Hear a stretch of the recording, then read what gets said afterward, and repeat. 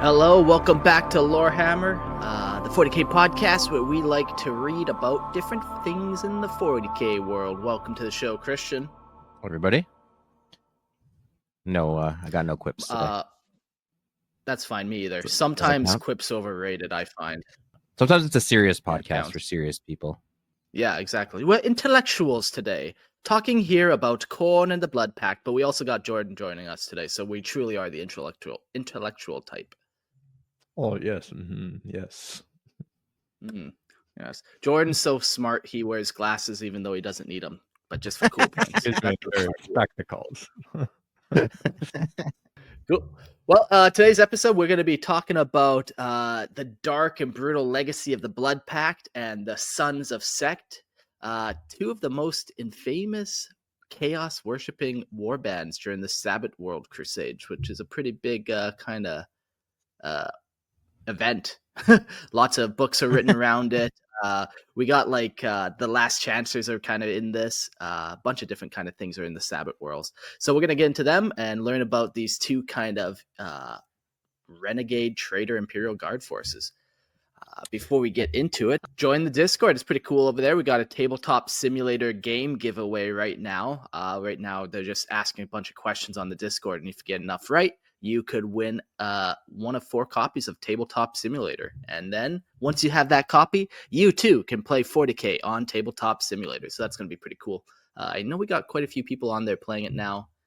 Maybe we'll start a tournament sometime, but this is step 1. So come join the Discord. It's a lot of fun. Yeah, and if you guys want to help support the show, it's always appreciated. Go to Patreon and join the Imperial Tithe. You get ad-free version of the show for only $2.50 a month and video versions for $5. Obviously, you help us keep this show going. It is a lot of work. Mark puts in tons of hours. Like, legitimately, I'm being serious. This is a serious podcast. Very serious podcast. Yeah, I got to be able to pay the monkeys and bananas that write on the typewriter this script. So it adds up, and banana prices real quick. Banana prices are through the roof right now. So yes, help support the show. Join the Imperial Tithe and become a hero of the. Absolutely. And if you are part of the Imperial Tithe, you can also get access to the live chat room during the show. It's always a good, fun time, nice and lively in the show. And then you can also join on the video as well. And join me for some whiskey and Warhammer. Today we have a new bottle of JP Weiser's 10-year aged. It's a brewery out of Toronto. It's a Canadian one, and it goes down nice and smooth, especially we talk about chaos cults, because I think that's just like a great pair, is like whiskey and chaos cults. I hope they better be paying for that ad you just dropped, Jordan. Absolutely they are. And we are also doing if you're a member of the Patreon, you can also be a call-in guest at the end of the show, and those are always fun too. So yeah, very cool. I know sometimes we go long on the show, so we don't always get to the call-ins, but we definitely try our best to. So let's dive into the episode. The Blood Pact and the Sons of Sek. We kind of briefly mentioned the Sabbat Worlds Crusade, and maybe I'll start by reading just a little paragraph or two about that to kind of get us in the mind of the setting that we're in before we jump to these two traitor cultists. The Sabbat Worlds Crusade was an imperial crusade fought over the course of more than 45 standard years, beginning in 755 M41, which had not yet ended by 791 M41, to retake the Sabbat Worlds sector, located at the rimward edge of the Segmentum Pacificus from the heretical forces of chaos. This crusade was one of the largest and most significant imperial operations undertaken in the 41st millennium, and ultimately ended solar decades later in the reconquest of the sector by the armed forces of the Imperium of Man. Like I said, like this is a huge sector. It's kind of, if we have fantasy fight games and they made up their Calixis sector, we had whoever wrote the book Abraham Gaunt. I forget the author of that guy. I think it's Dan Abnett who wrote the Gaunt Scout series. But this is like his like personal sector in the 40k universe, and he's fleshed it out so much, from all the different players involved to all the different planets and all that. If you want to learn more about it, maybe that's an episode at some time. But basically all we need to really know, it's a sector like many other sectors. It's ravaged by war and specifically infected with chaos taint. Oh, sounds awful. My taint sometimes gets infected with chaos too. Oof. Yeah, you don't want that, man. Once you get that taint in there, you never get it out. Get it out. Not truly. It lingers. All right, so let's jump into the Blood Pact. They hide their faces in snarling iron, but the cruelty in their hearts is manifest in their brutal deeds. We are lost and we are done. May the God Emperor forgive our failure and protect our souls. And that's the last transmission of General de List Urdash. The Blood Pact is a bloodthirsty chaos cult, forged in the ruthless devotion of the blood god Khorne, and driven to secure chaos dominance over the Sabbat Worlds, through violence and fanaticism. Sworn to the service of the infamous Archon Urlock Gaur, the masterful chaos warlord of the Sabbat Worlds sector, the cult derives its name from the sinister and binding chaos ritual that seals its warriors into eternal loyalty. This profane initiation requires the aspirant to slice open their palms on the jagged edges of the Archeon's power armor, a deliberate act of agony and submission to both Khorne and their warlord. In rare cases, when the initiate's hands are vital tools of slaughter, such as snipers, another part of the flesh is often offered to complete the Blood Pact. This gruesome ritual marks each warrior as bound not by blood but by purpose, to kill, conquer, and shed blood, the blood of their enemies, for Khorne's unending thirst. Unlike the frenzied warbands of the berserkers that define most Khornite cults, the Blood Pact is a sinister anomaly. They fight with unnerving discipline, their precision and organization rivaling that of the Imperium's finest astral militarium regiments. The Blood Pact is not a mindless rabble of killers, but a formidable war machine, blending highly trained human troops with alien mercenaries, their unity forged in blood and chaos. That's kind of interesting because I'm not that familiar with like disciplined, regimented chaos warriors, I guess. I guess I'm not as versed as some people, but in my reading, most of them are chaotic, for lack of a better word. You would think. Yeah. Yeah. And this is kind of one of the reasons why I chose these two, the Blood Pact and the Sons of Sek. We've talked many times about how the different gods can pull power from you in different ways. If you're serving Slaanesh, it's not just the drug, sex, and rock and roll. There's also other things involved. So I thought this would be a kind of a good little teaser or a little flavor of different ways to serve Khorne. Because like you said, yeah, it's very unique that they have like this regiment strict Imperial Guard regiment, essentially. Yeah, and like there is a martial discipline aspect to Khorne, right? Like in honor and those kinds of war aspects. So it's not just blood for blood's sake or just mindless slaughter. Yeah. Although arguably like any slaughter could be mindless. But there is like a purpose and a discipline behind the way they do war, which is cool. I always like factions that kind of buck the trend and show that there's other ways to do things. You're not always just a mindless berserker. Yeah, like you're working on right now some Khorne berserkers, but instead of melee weapons, they all have bolt guns and stuff and heavy weapons, which is pretty bolt sweet. guns. Yeah, exactly. Like they can still commit slaughter from afar. There's no reason they shouldn't be able to do that. I don't care what the rule book says. It can't stop me. Yeah, another kind of cool facet of them is they are willing to work with alien mercenaries, and we'll get a lot more into which aliens they work with. But this is kind of another one of those concepts of Khorne doesn't really care where the blood flows, how it flows, who's doing the flowing. Just as long as it flows, he's happy. The Blood Pact's armies were instrumental in the brutal conquest of the Sabbat Worlds. Their calculated savagery tearing through Imperial defenses and leaving planets soaked in blood. As the Imperium wages wars in Sabbat Worlds Crusade to reclaim its war-torn sector, the Blood Pact stands as an unyielding bulwark, defending chaos dominant or chaos dark dominion with merciless efficiency. Ruthless, disciplined, and utterly devoted to Khorne, the Blood Pact remains one of the most sinister and terrifying threats in the Sabbat Worlds. Yeah, they're pretty cool so far. I know a little bit about them. Like, this is kind of the teaser about them. I've known a little bit about them. I believe it was UK Matt who gave me a copy of the Sabbat Worlds like art book, and it was a hardcover book, and it just had such beautiful artwork in it, and all these crazy pictures of these guys. Did you ever look at that one, Christian? Yeah, I've browsed every book you own, which isn't many, but yeah, I have. Yeah. Pretty cool. Pretty cool, these guys from there. So I've read a little bit about them, and I know a little bit more about like their leaders and stuff, but yeah, be cool to get a little more info. Yeah. Let's delve a little bit into their history. Actually, before that, just in the comments there, Skeleton was saying Khorne also supports donating blood. Yeah, a little known fact is Khorne is also the god of really messy surgery. So yes, there are many aspects to Khorne that are misunderstood. All right, let's get into the Blood Pact's history.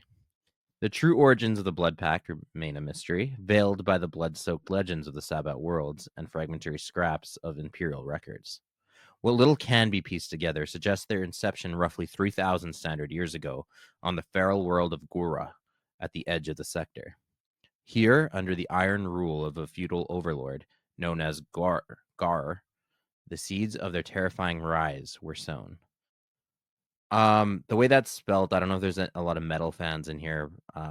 It's not like Gwar, Gwar, it's Gaur, but I wonder if the author intended that on purpose. Gora's tribes were bound to the Gaur, who led a priesthood steeped in blood and ritual. Devoted to the chaos god Khorne, over time, this dark priesthood was forged into a martial order, a brutal and fanatical elite bodyguard for their master. The savage rites of sacrifice they once performed mutated into a sinister tradition of militaristic discipline, their slaughter honed to perfection.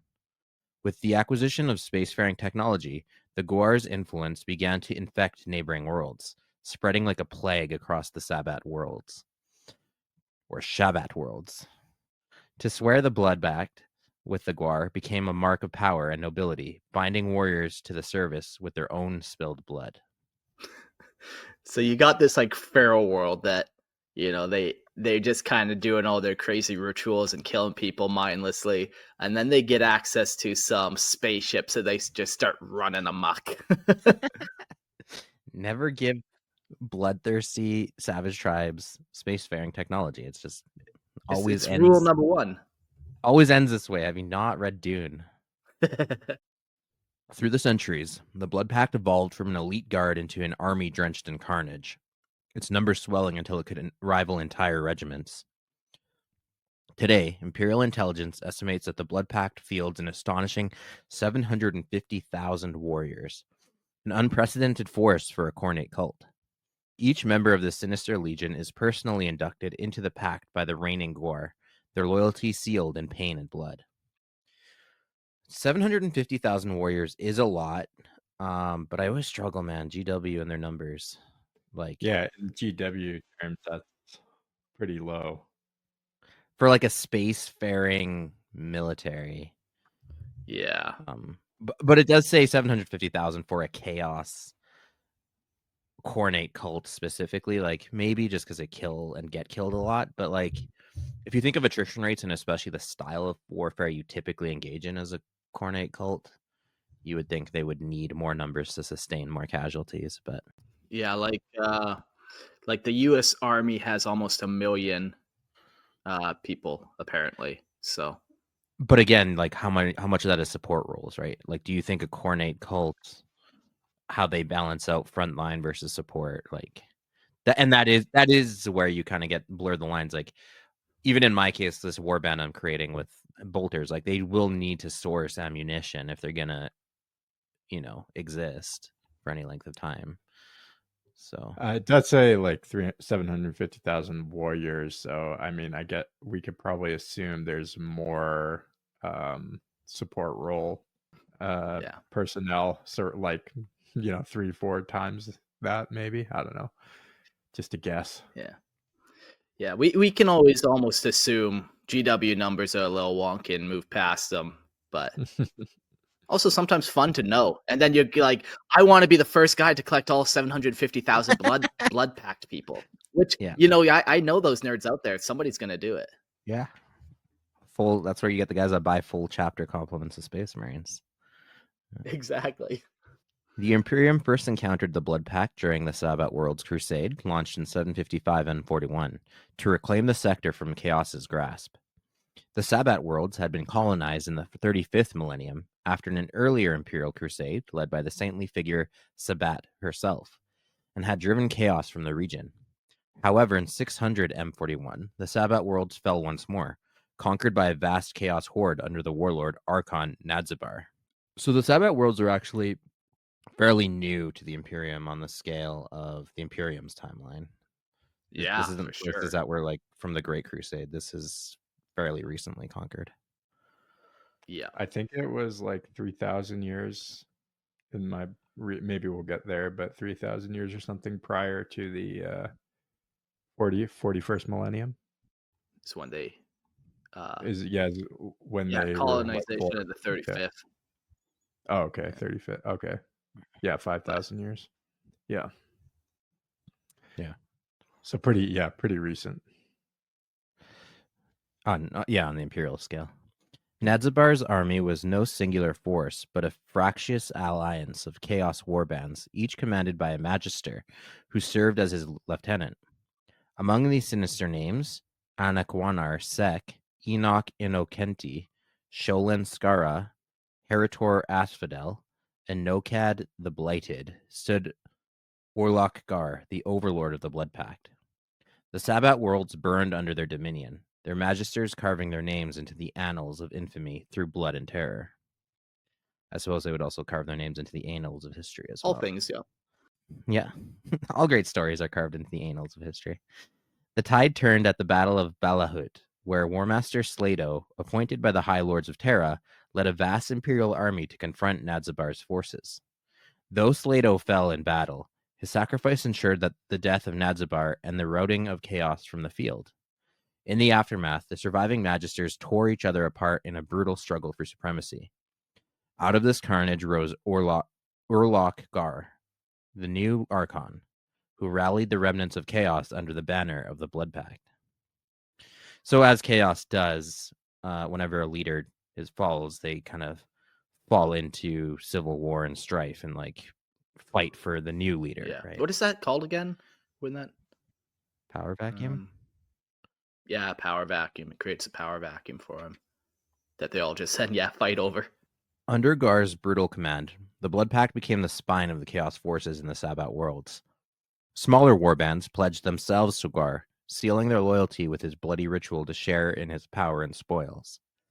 Imperial forces soon identified the Blood Pact as the most disciplined and elite Chaos force in the sector. Their reputation solidified during the Battle of the Akrite Peninsula on Belshir Binary. On this Prometheum rich world, a mere 200 Blood Pact warriors, supported by 4 stock tanks and 2 Locksaddle Xenos brood groups, annihilated a force of 3,000 Imperial Guardsmen. Under the command of Vesh Etogor, a rank equivalent to Colonel, the Pact forces waited in stifling heat for 3 days, unmoving until their ambush could strike with devastating precision. The slaughter lasted only 22 minutes, leaving the Akrite Peninsula's vital refineries in Chaos's grip for another 15 standard months. That's crazy. 200 warriors, 4 tanks, and 2 brood groups, which we don't know how big those would be, but still a fairly small force took out 3,000 Imperial Guards. Yeah. That's a bad day for that guard's colonel. Yeah. The Blood Pact's cold-blooded efficiency and sinister devotion to Khorne stand as a grim testament to their power. They are no mere rabble of berserkers, but a disciplined and fanatical army, a relentless and calculating force that turns the fields of battle into charnel houses in Khorne's name. Their blood-drenched legacy continues to haunt the Sabbat Worlds, a reminder of Chaos's capacity for both savagery and sinister strategy. Yeah, that's kind of, that last little bit of just the disciplined fanatical army, that's probably one of the big factors in how those 200 took on the 3,000. They just weren't expecting it. Every time you encounter these guys, you see them from across the field, and you're looking through your binoculars and you see them cutting their hands and doing all these rituals, and you're just waiting for them to charge, yell and charge, but they never do. And then they set up a little ambush and a trap for you, and then you start taking casualties. And it's just totally unpredictable what they're going to do, but not because it's chaotic. It's just you don't expect it. It's not unexpected. the norm. Yeah, for sure. And, it makes sense for the most efficient slaughter. Like, if your goal is numbers and bodies, to be calculating about it, you will end up with killing more of them, right? If you just do like your standard berserker charge and like you have no strategy involved, like you are going to sustain lots of your own casualties and maybe not be as efficient in the slaughter. But if you're really thinking about it and you're calculating, you can do immense damage with a small number of people. Which isn't that what serving Khorne is really all about anyways? It is, yes.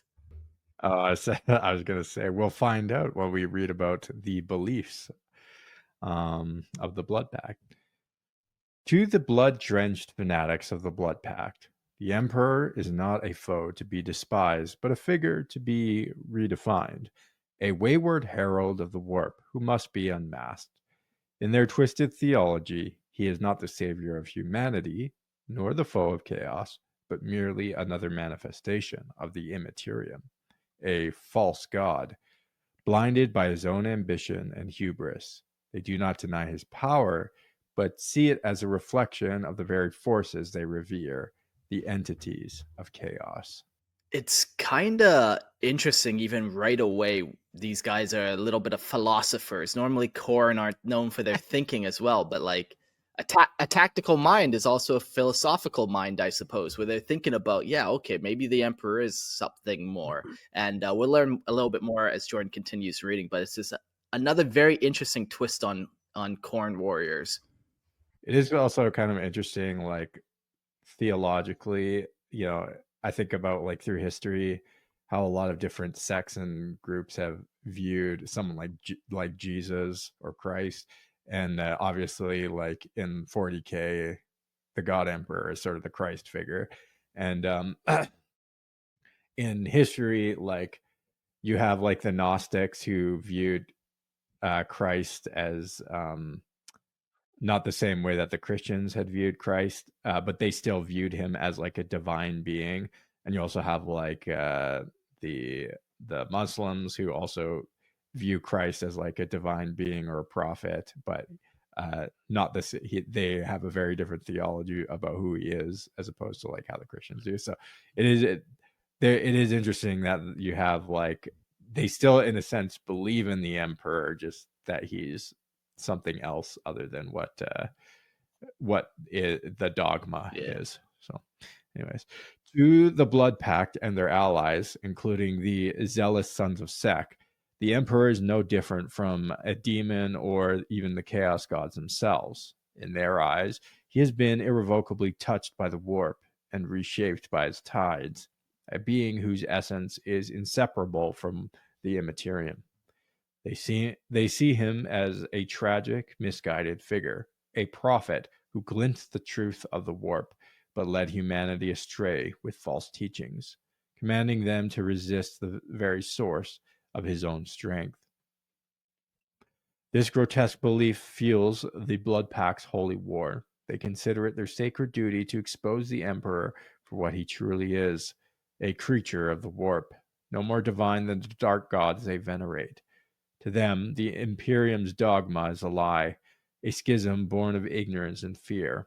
Their mission is not to annihilate the Imperium, but to enlighten it, to shatter the chains of the Imperial creed and deliver humanity into the embrace of chaos. This is like kind of it, like an interesting twist on the view of the emperor, obviously, but even just like sort of the theology of the Imperium, because it's like it's different. These guys are like very different than how I usually would envision chaos, because they actually have like an ideology. It's not just like the raw, naked pursuit of power like a lot of chaos is. It's like it's like very ideologically driven, and there's actually like a logic to it. Yeah, it's not just driven by selfish means or something like that. Yeah, it's very interesting how they like one of the things they're pissed off about is like they are like the Emperor's hiding the warp from us all, even though like we're all warp beings, and then he taps into the warp himself. Yeah, it's so funny. That's what's making them so pissed off.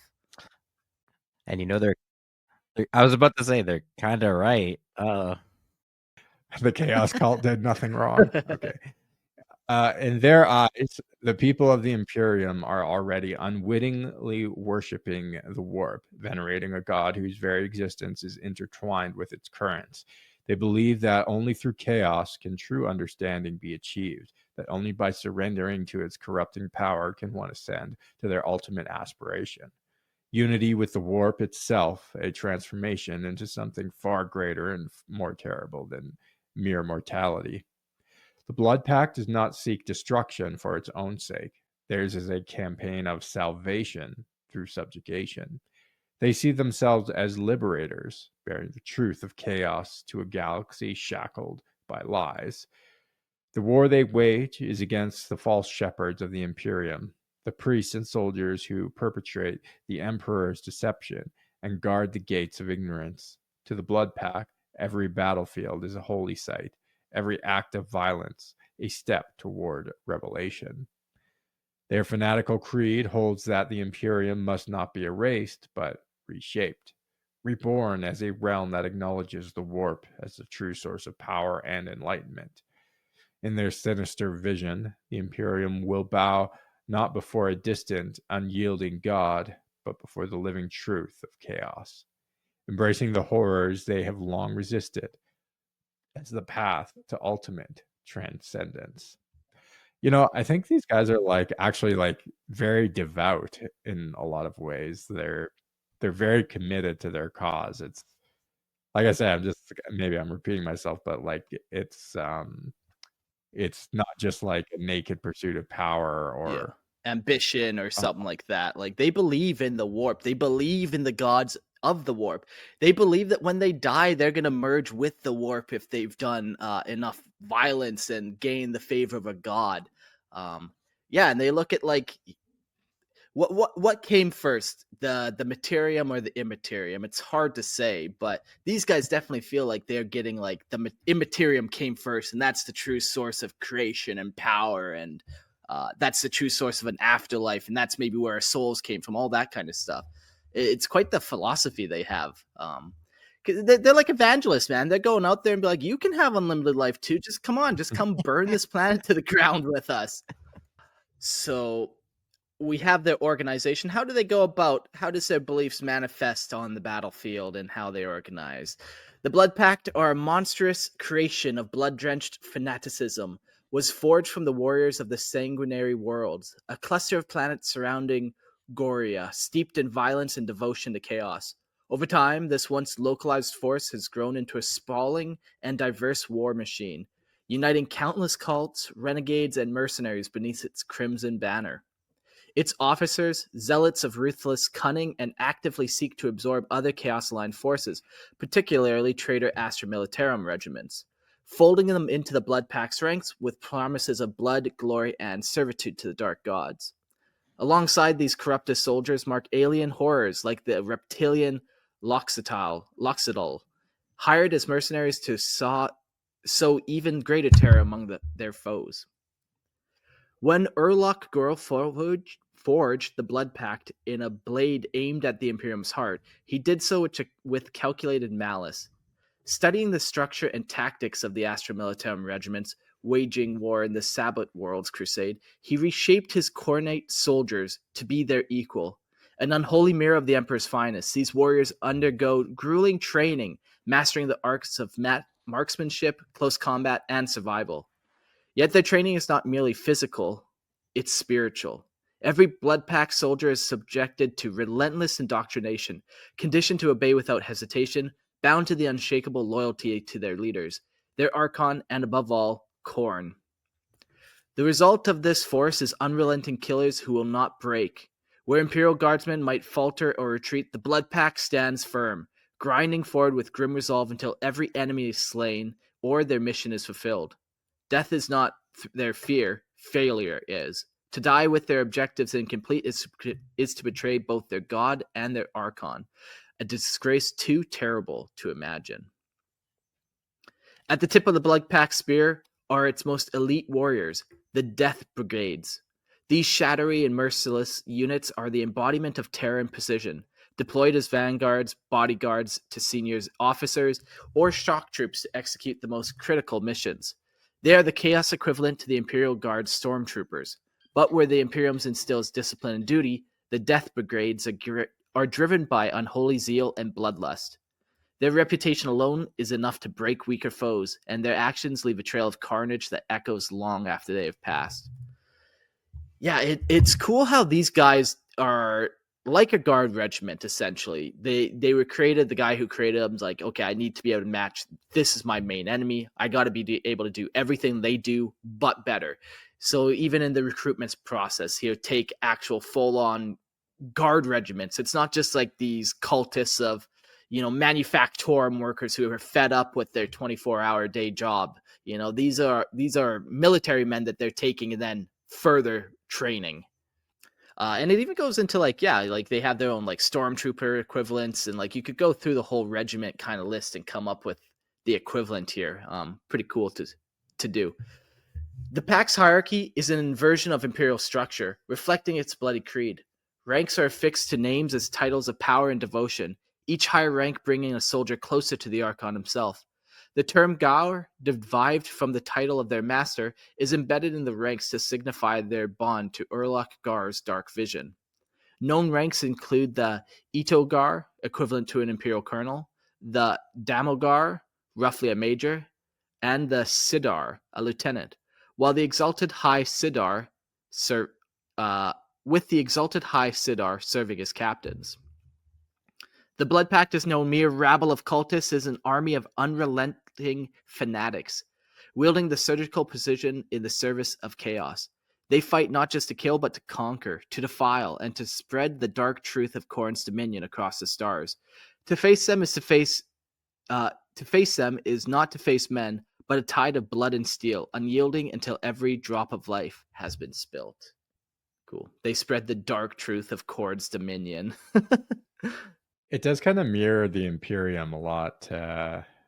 Just even the way they're organized, their beliefs. There's sort of like this mirror opposite of what the Imperium is, but obviously, like they're way, way smaller. Yeah. And you can argue that the Imperium is a form of a death cult too, right? Like their fanaticism, the way they do warfare, the cheapness of human life, the elevation of death.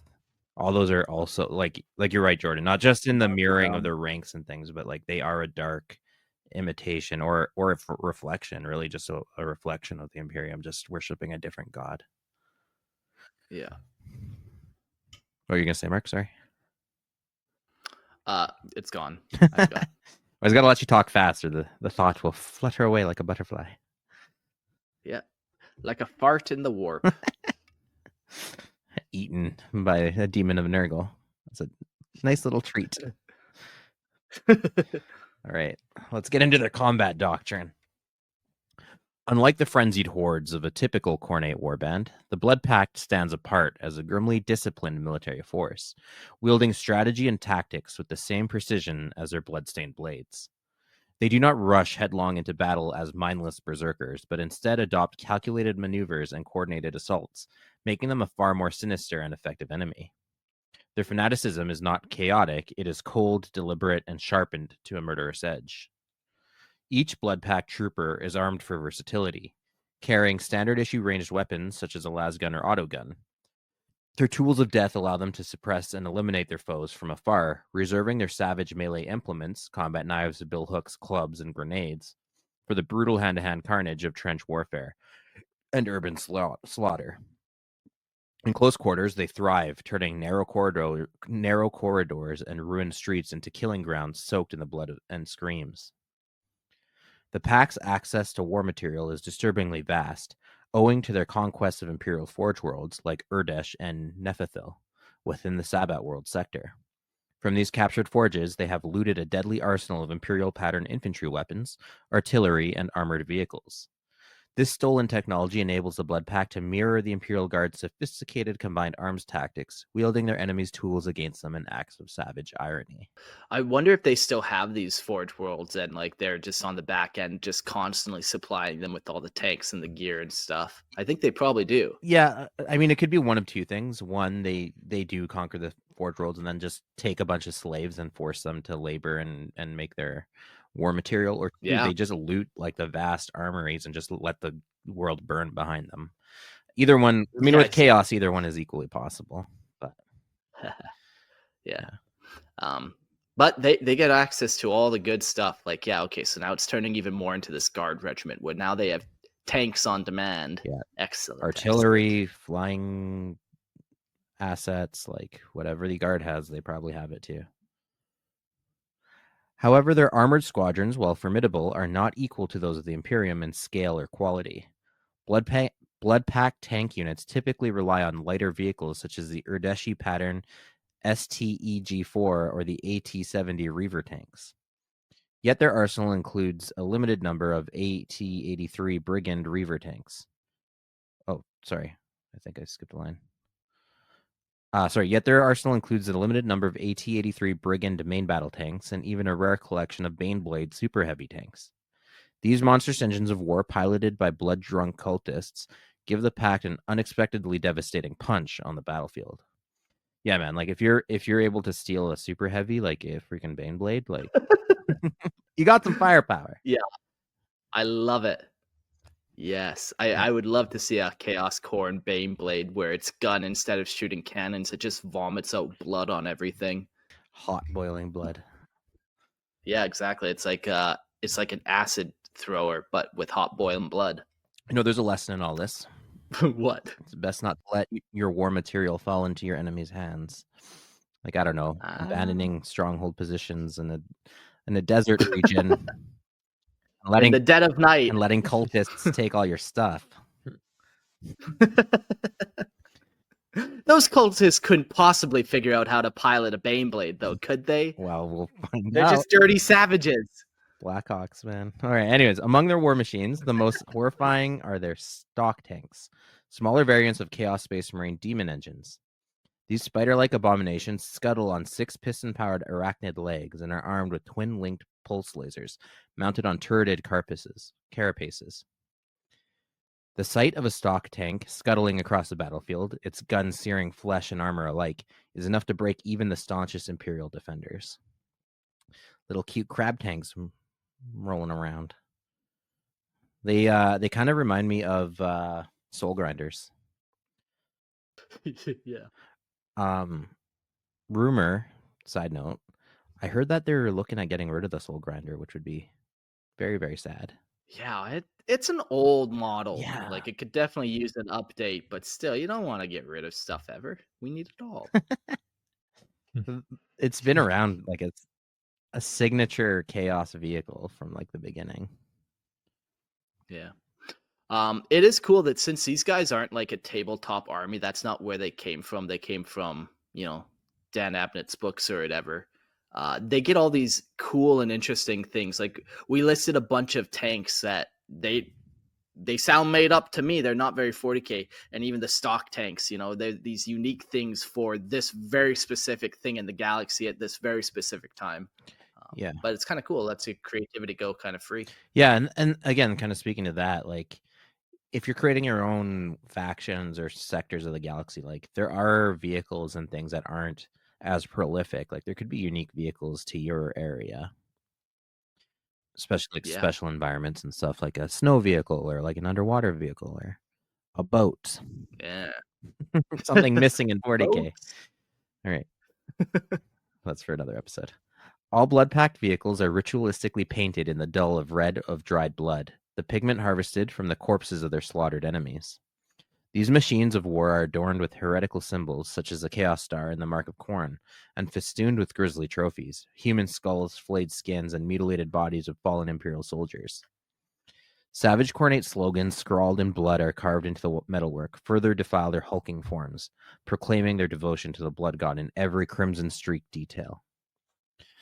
I wonder how effective human blood is as a paint. Like, does it just wash off every time good. they...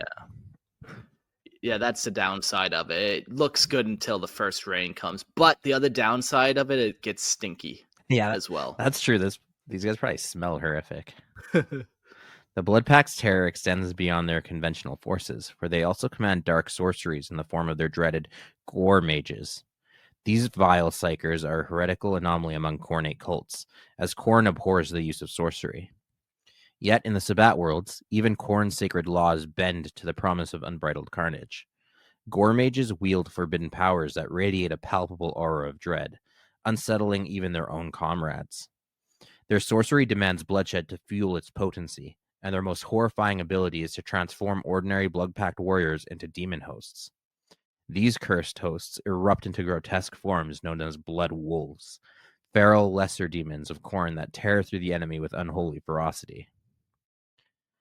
The existence of Gaur mages and their sorcery is an unprecedented and sinister omen. It suggests that Khorne himself is willing to set aside his disdain for psychic power in pursuit of victory, underscoring the Blood Pact's grim purpose as instruments of chaos.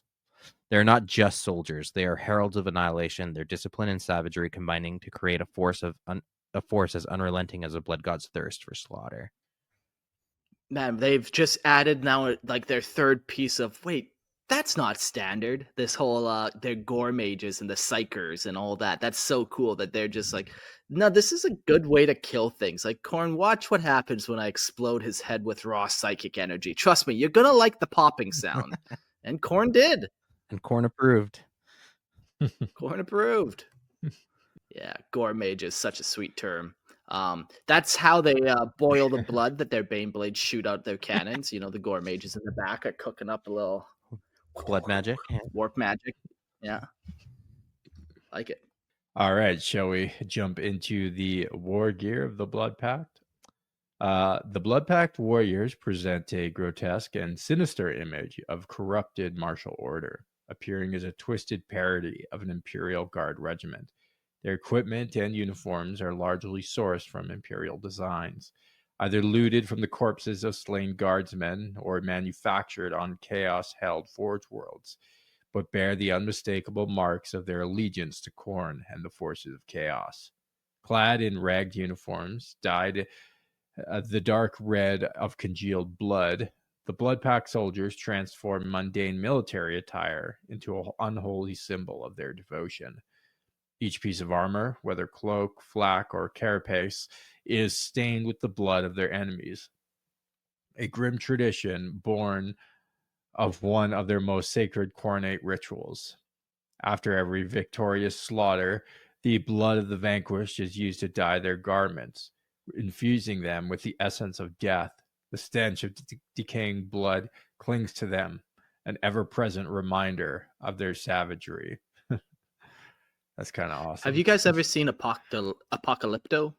I did a long time ago, and I did years ago. I just watched it last night. It's maybe it's not about Mayans, maybe it's about Aztecs, but whatever. It's about like South American natives or whatever, and they had some scenes where they're just ripping hearts out, and everyone's just covered in blood, and there's just stacks of body everywhere, and all I could think of is just the smell. The whole movie, man, it either smells like shit because there's some shit covered guy over there, or just the pile of corpses, man. Good movie though. Oh man, yeah, they were brutal. If anyone like goes into the history of well, actually sort of the end of the Aztecs, when the Spanish came over, Christian, what was the name of Mexico City, like ancient Mexico City? Tenochtitlan. It was like Tenochtitlan. Yeah, Tenochtitlan is however you say it. Yeah. Yes.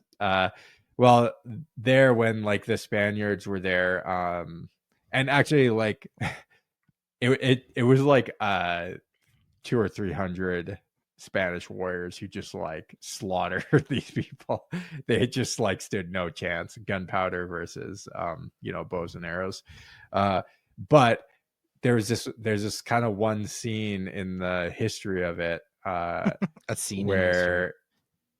where what yeah well, where the at least the recollection was like, in order to try and scare the Spaniards, the Aztecs would like day and night bring up prisoners to the top of the temple, and they would sacrifice them, but they would do it like very slowly so that you could like hear their screams like all through the night. Fucking And awful place to you know, live.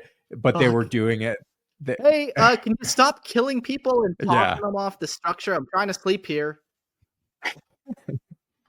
Well, the crazy thing is though that like during the Battle of Tenochtitlan, where like it was like one of the final battles of the Aztecs, they were doing this practice, and like it was probably part they were trying to access like demon powers to empower them to defeat the Spaniards, or chaos, if you will. And then and then but they were also trying to like play psychological games with the Spaniards to show them how savage and crazy they were, right? To try and break them down. However, these guys, they were giving them, while doing this, they were giving themselves like diseases and stuff, and it was like the diseases were like running through their all their soldiers and like killing them, and the Spaniards ended up just having to wait it out, and eventually they all just died of diseases. And probably this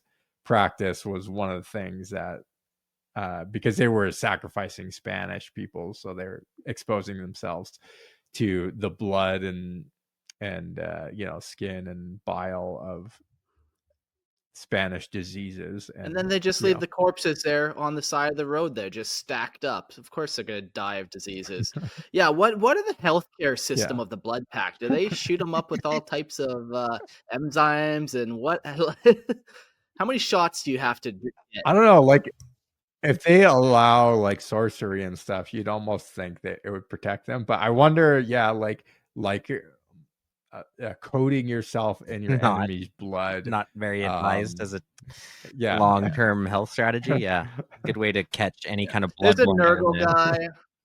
Yeah. And he's talking to his fellow Nurgle guy. Good way to Yeah. catch That's all the AIDS. Imperium needs to Hey, do. why did you? They just have to send a guy in with AIDS and let them do their work. Yeah. Why did you join Yeah, exactly. Nurgle? Well, actually, I joined Khorne first, but I got this really gnarly AIDS disease, and now here I am at Nurgle's side. Also, just while we're talking about Aztecs, a little known fact too is that a lot of the neighboring, and we are going to bring up Mexico again because of the Xenos race that you mentioned before, but yeah, a little known fact is that actually a lot of other tribes sided with the Spanish and helped the Spanish to defeat the Aztecs, because the Aztecs would capture their own people Yes. and sacrifice them. So they weren't well liked by their neighbors. The Aztecs were absolutely brutal to other. Yeah, they were imperialistic. Like, it's the Aztec Empire. So they subjugated a bunch of other other neighboring peoples. So yeah, as is the tale as old as time. Yeah. Christian, do you have any Aztec blood? No, my family actually comes from a different tribal group, actually. Okay. Yeah. So you're not sullied. One of peace and love. You know, I don't know a lot about their history. I should probably do a dive into them. But yeah, and that's another thing. There weren't only just Mayans and Aztecs. There were actually tons of different indigenous groups all over South Central America, and Mexico alone had multiple indigenous groups. So they weren't all Aztecs. Yeah. Hashtag not all Aztecs, I guess. See what'll come of that. Now, the final thing before we get back to our notes, you ever heard of the Rainbow Warriors? Of course you have, Christian. They're a Astartes Space Marine chapter that are not made for the gays. The Rainbow Warriors are actually based off Aztecs, apparently. You know, some of their old artwork kind of had that vibe to them. So don't let them fucking gaslight you into thinking otherwise. And it's funny, their name is actually taken, I think, from a Greenpeace ship. So it's like just a weird, like, I think it was a ship called the Rainbow Warrior, and it was like trying to stop like pollution in the ocean. like in the 80s or whatever, Okay. and there was some incident. Google it. And then, yeah, Google it, bitch. Definitely environmental preservation is as are something Aztecs Astartes as well. chapters are Yes. very concerned Please. about. So. Yeah. All right. That was a nice rabbit trail. So, no two Blood Pact warriors appear the same. Their kit is a chaotic amalgamation of plundered, manufactured, and customized pieces. Spiked bull helmets, iron plates, crudely riveted to cloth, and mismatched segments of scavenged flak and carapace armor from their gruesome battlefield attire. Yet, amidst this variety, one element remains constant: their grotesque masks, known as grotesques. These leering metal face masks, fashioned with oversized hook noses and menacing grimaces, are issued to every warrior. For common soldiers, these masks are made of iron and are often affixed to their helmets. For officers, the grotesques are forged from a finer metals like copper, bronze, silver, or even gold, with the material signifying their rank. The golden grotesques mark the dreaded Atagars, the highest ranking officers. Etogars. The warriors of the Blood Pact are a testament to Khorne's unrelenting creed of violence and sacrifice. Their hands are always exposed, scarred with ritual marks etched during their blood oath to serve the Gaur and the Blood God. These scars are not merely symbolic, but are expanded and deepened throughout their service, using their ritual combat knives, rusty, jagged blades issued to every soldier. They carve these wounds as offerings to Khorne, transforming their bodies into grim altars of devotion.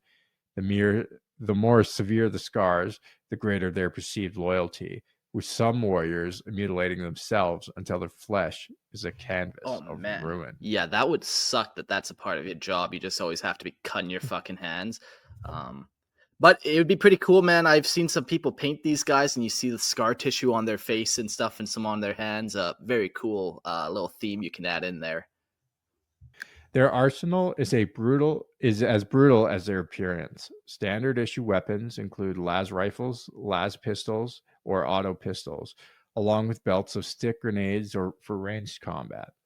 In melee, they wield bayonets, trench axes, pikes, or jagged saber knives, while officers are equipped with deadlier implements like chainswords, chain axes, or power weapons. Even their ritual knives, used for blood rites and sacrifices, can serve as weapons of last resort, though their primary purpose is far darker than mere combat. The Blood Pact's armored vehicles, like their infantry, are twisted imitations of imperial designs, painted in the same dried blood hue and adorned with blasphemous chaos sigils. The Chaos Star and the Mark of Khorne are etched into their hulls, transforming these engines of war into rolling shrines of destruction.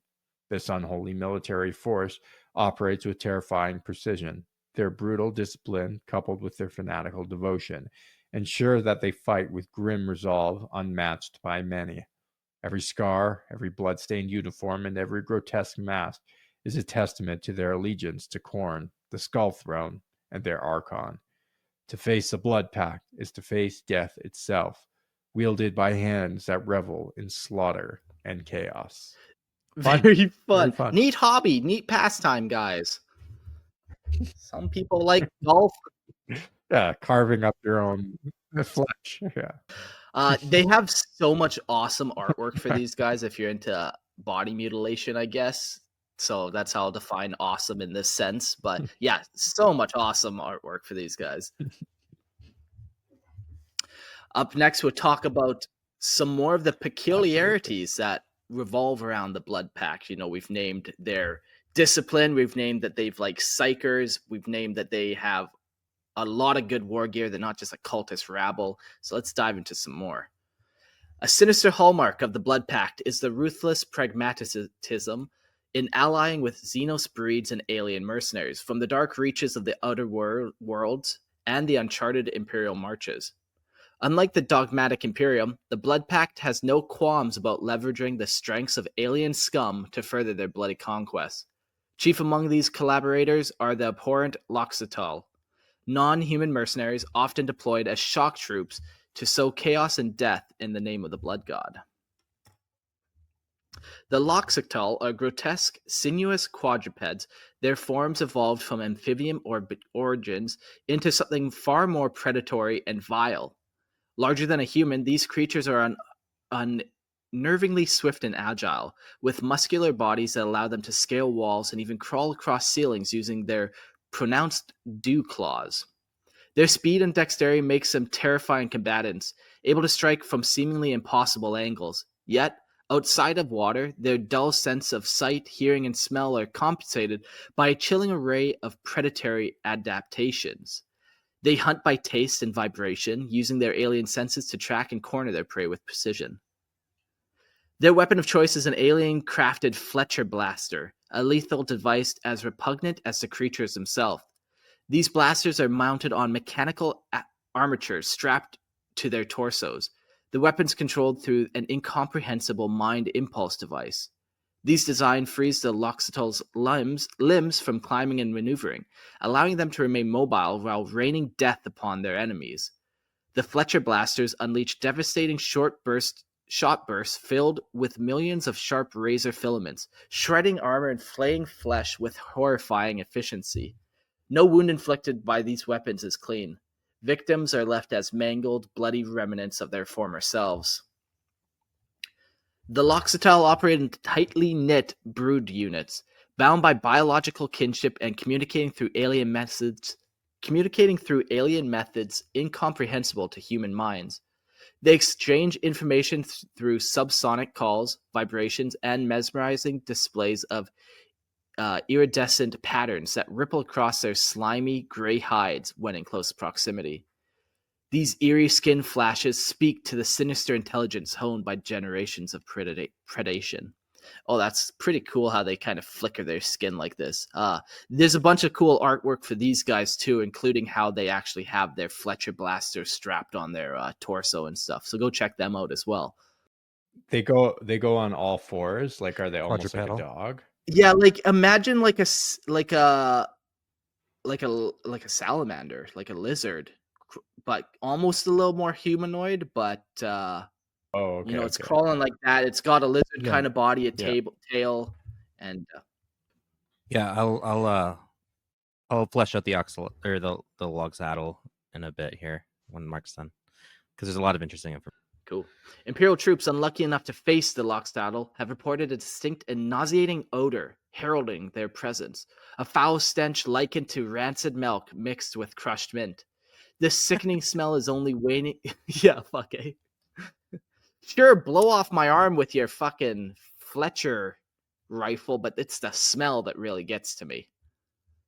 Yo, okay. You guys are parents as well. You know the smell of breast milk? I just smell it everywhere now. Once you have a kid, you just smell it everywhere. That's all. Thanks for coming. I don't know if I've ever noticed the smell of breast milk. Well, you're clearly not drinking enough of your child's breast milk. Taking it right from their mouth.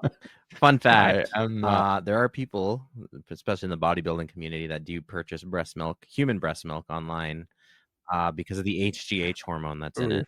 Oof. So if you want to get big, make sure you drink lots of your breast milk. Fuzz says, I'm with you, Mark. It's a very unique smell. Yeah, for sure. And I bet every woman has their own very unique scent to it. So that's fun. Send in your breast milk to lorehammerpodcast@gmail.com and we'll get some samples out to the public. He also says, Mark will drink it live on the show. Yeah, I'll drink gallons of it for you if you pay me enough. Fuzz also says, are they based on the axolotl? Axolotl. And that's like that axolotl. Yeah. You know what? They could almost be, but 100% they are, Mark. That's what I was going to delve into. Since we're talking yeah, about Mexico. Like I would just say it's like cute. Like that's the cute version of what these guys then are in 40K. Yeah, really, it's just the name. And they are axolotl. I mean, Care Bears are cute bears, and bears are not cute. Right, exactly. They can also shoot rainbows out of their stomach, and I don't know what that means. Bears typically spray blood everywhere after they slash you with their massive claws. No, the axolotl are found in actually specifically in the lakes around Mexico City, and 100% they at least took the name. And axolotl themselves are actually named after an Aztec god called Xolatl.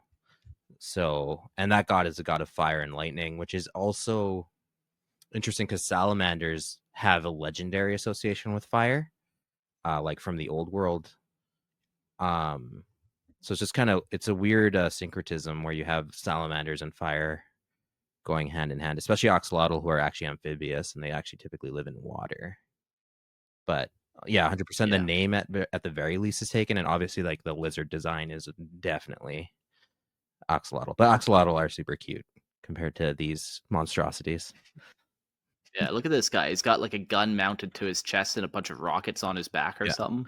They look Fucking more like Komodo dragons, really. Yeah, that could be a good way to Yeah. describe And it. Yeah. Komodo dragons are absolute savages. They are horrific creatures. If you want to Google what they do or videos of them consuming their prey alive, they're quite horrific. But yeah, I actually want to get an axolotl one day. They're cute. They look like they're smiling all the time. They're ridiculous looking animals. But yeah, that salamander and fire association I wanted to draw to you, because obviously the Space Marine Salamanders chapter also has a very strong fire theme, which also comes from like the mythical salamander, which is like associated with dragon mythology. Yeah. And like all this blood sacrifice, I think there is very much like an intentional Aztecian kind of vibe, a very loose Aztecian vibe with all this. Interesting. Yeah.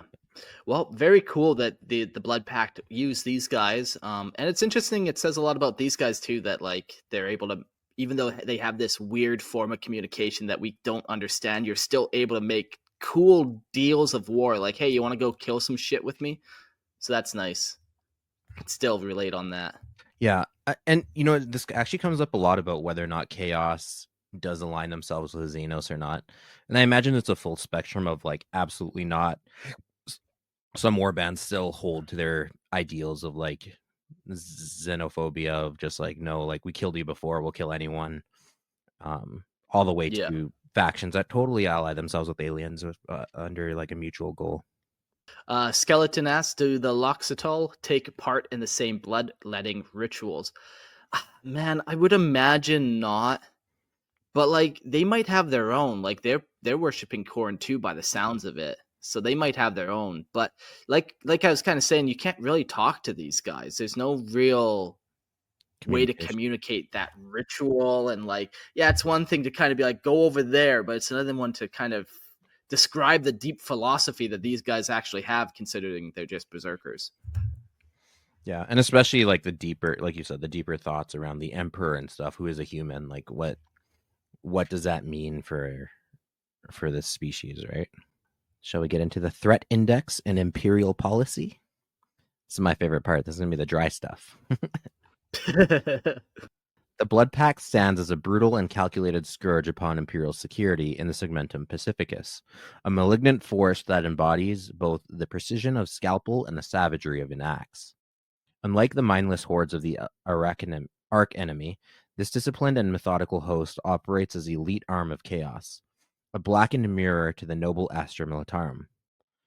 Under the command of the charismatic and unrelenting Urlock Gaur, the Blood Pact grows like a festering wound, its ranks swelling with fanatical warriors drawn to its sinister allure. For the misguided and the damned, joining the Blood Pact is seen as a grotesque aspiration, a way to carve their names in blood and fury. The Pact's existence is a grim reminder of how the Imperium's greatest strengths, its military discipline and martial traditions, can be twisted into instruments of heresy. The Blood Pact is not a mindless rabble. It is a force honed and tempered into a weapon of devastating precision. Every encounter with them exposes the stark truth, a bitter lesson for the defenders of humanity.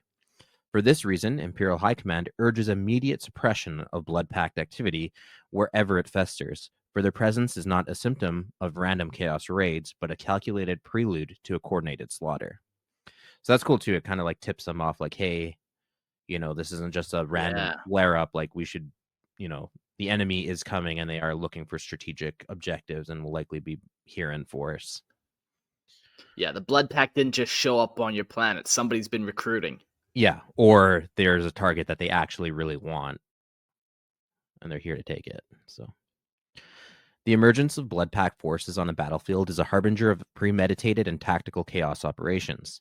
Such sightings must be reported to fleet or subsector command at all costs, for they signify an organized threat rather than the chaotic spontaneity of lesser heretical uprisings.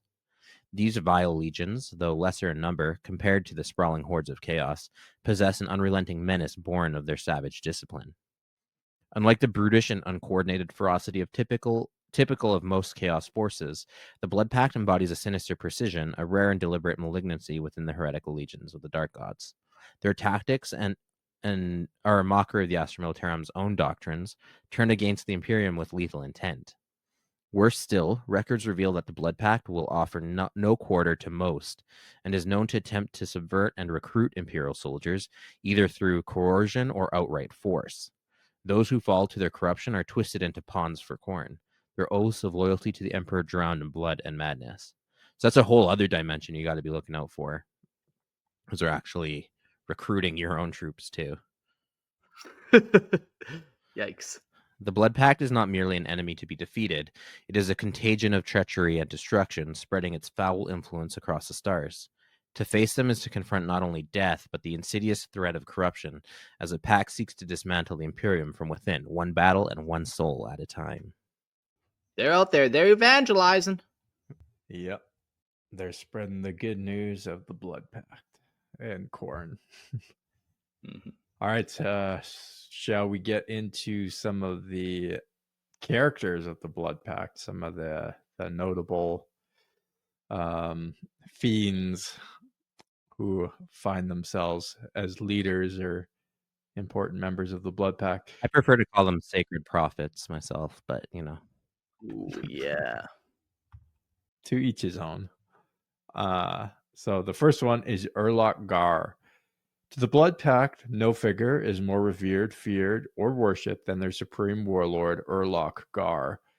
He is not merely their commander-in-chief, but the very embodiment of their savage covenant, a dark messiah to whom every warrior pledges eternal loyalty in a ritual of blood. Gaur's dominance over the Blood Pact is absolute, yet his trust in their ironclad discipline allows him to entrust entire divisions to the command of his senior officers and warlords, confident that their fanaticism will carry the Pact's will to a bloody fruition. When Gaur takes the battlefield personally, his presence drives the blood-soaked horde into an even greater frenzy of precision and carnage. A frenzy of precision. Yeah, and carnage. And you usually carnage, don't see those two those two words like together.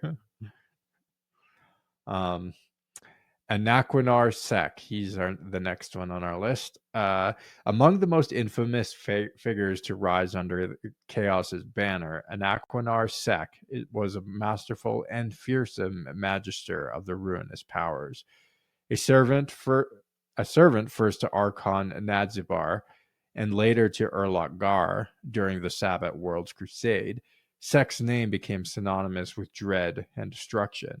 His crowning achievement was the creation of the Sons of Sek, an elite and murderous warband devoted to chaos. Under Sek's cruel guidance, these warriors became the ultimate instrument of terror, their ranks forged in blood and unflinching devotion to the dark gods. Then the next one we got is Enoch Inokenti. Enoch Inokenti served as one of Urlock Gaur's most trusted demagogues, a lieutenant of venomous charisma and ruthless cunning, a preacher of heresy and a general of slaughter. Inokenti was instrumental in spreading Gaur's dark gospel across the Sabbat worlds. His words alone could ignite the fires of rebellion, while his presence on the battlefield inspired unholy fervor among the Pact's legions. Vesh Etogar. The name of Vesh Etogar is whispered with both awe and terror. His title, perhaps signifying a rank akin to a colonel, speaks of his position as a hardened leader within the Blood Pact. Under his unrelenting command, the pact demonstrated its chilling efficiency during the infamous battle of the Akarite Peninsula of Belshir Binary in 771 M41. There, Vesh's forces lay concealed under the merciless sun for 3 agonizing days, enduring blistering heat without a single break in discipline. When the Imperial Guard finally entered the killing zone of their ambush, the trap was sprung with surgical brutality.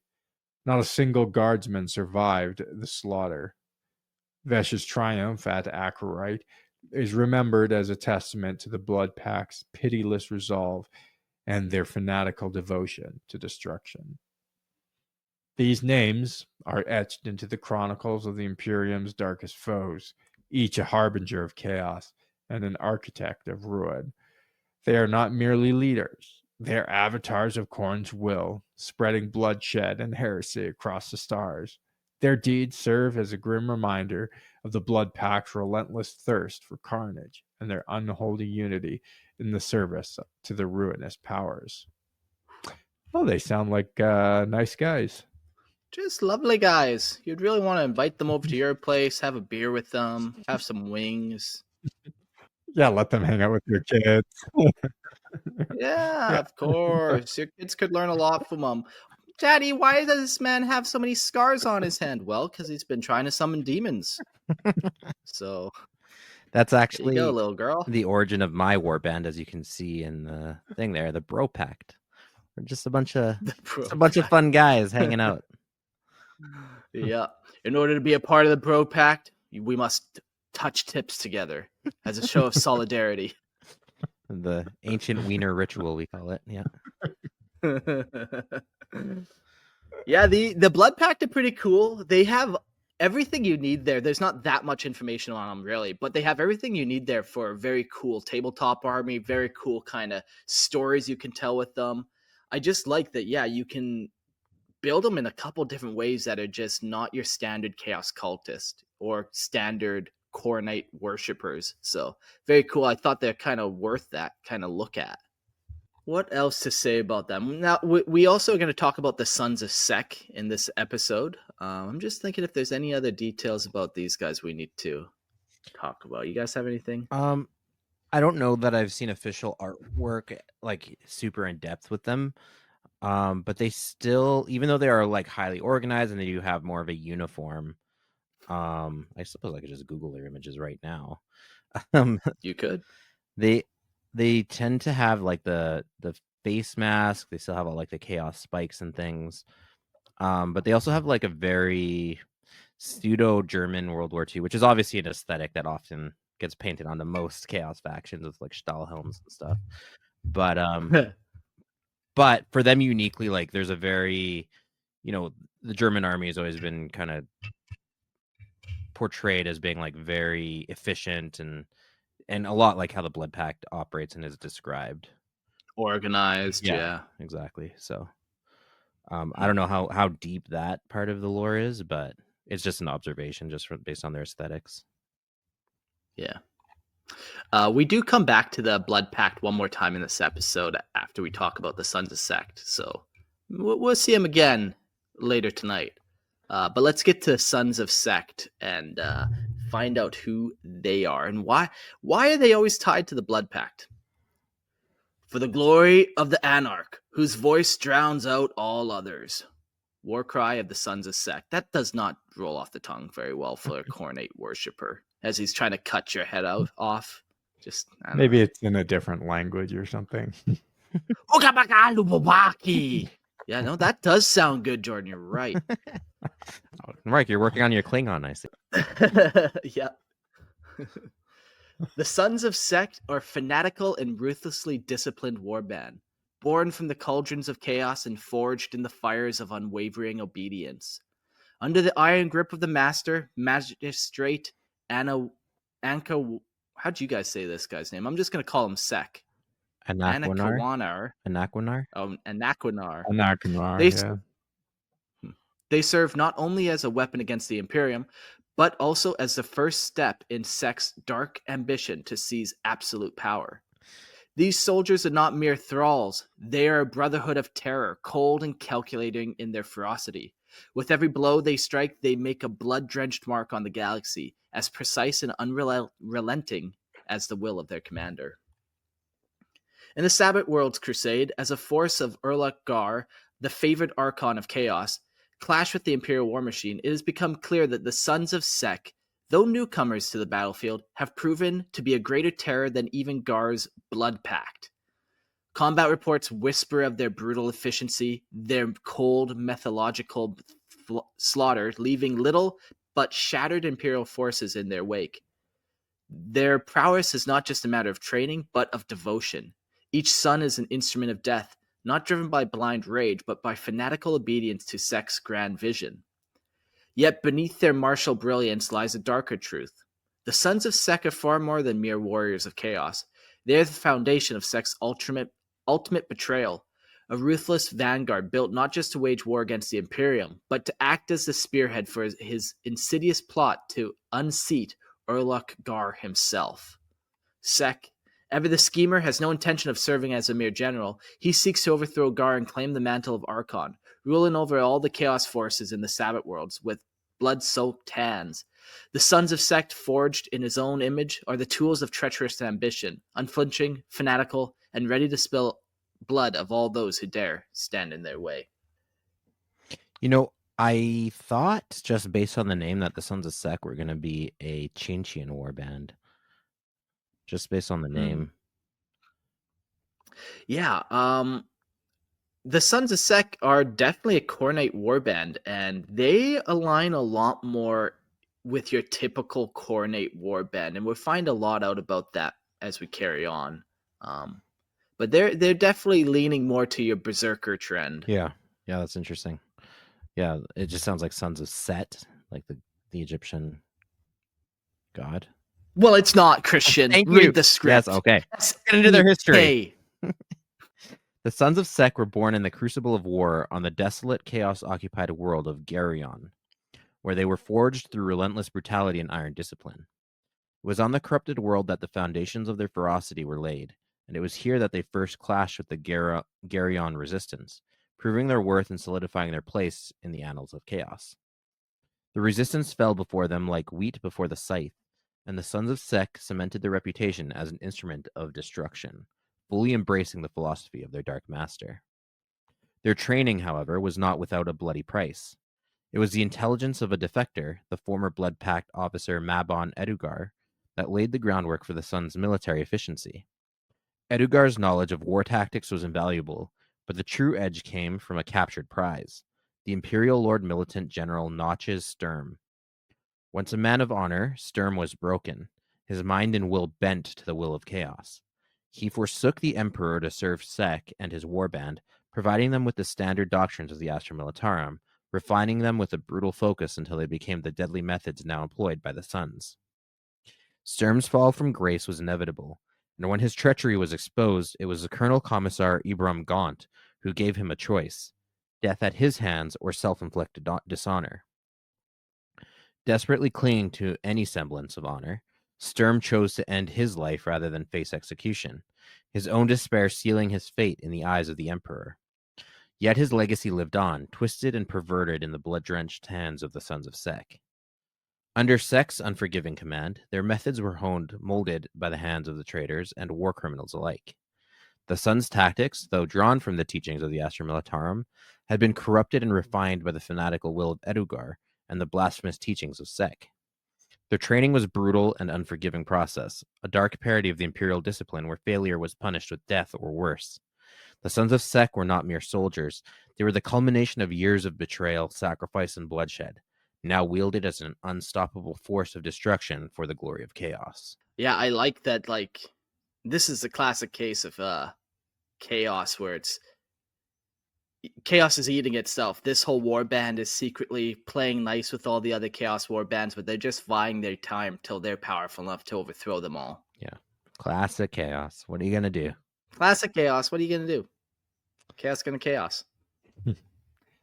All right, let's get into the beliefs of the Sons of Sek. The Sons of Sek, like their treacherous allies in the Blood Pact, embrace a perverse and twisted view of chaos theology, one that burns with the fanatical zeal of true heresy.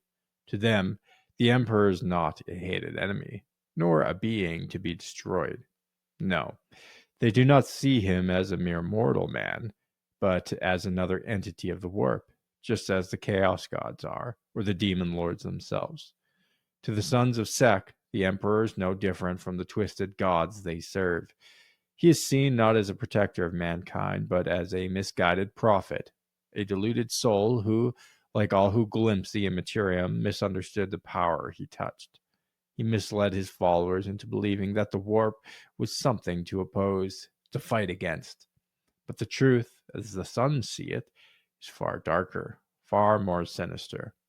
The Emperor, as a warp entity, is a symbol of their own perverse aspirations, a being forever changed by the powers of the immaterium, and one who has ascended to an almost divine state, just as they, too, yearn to do.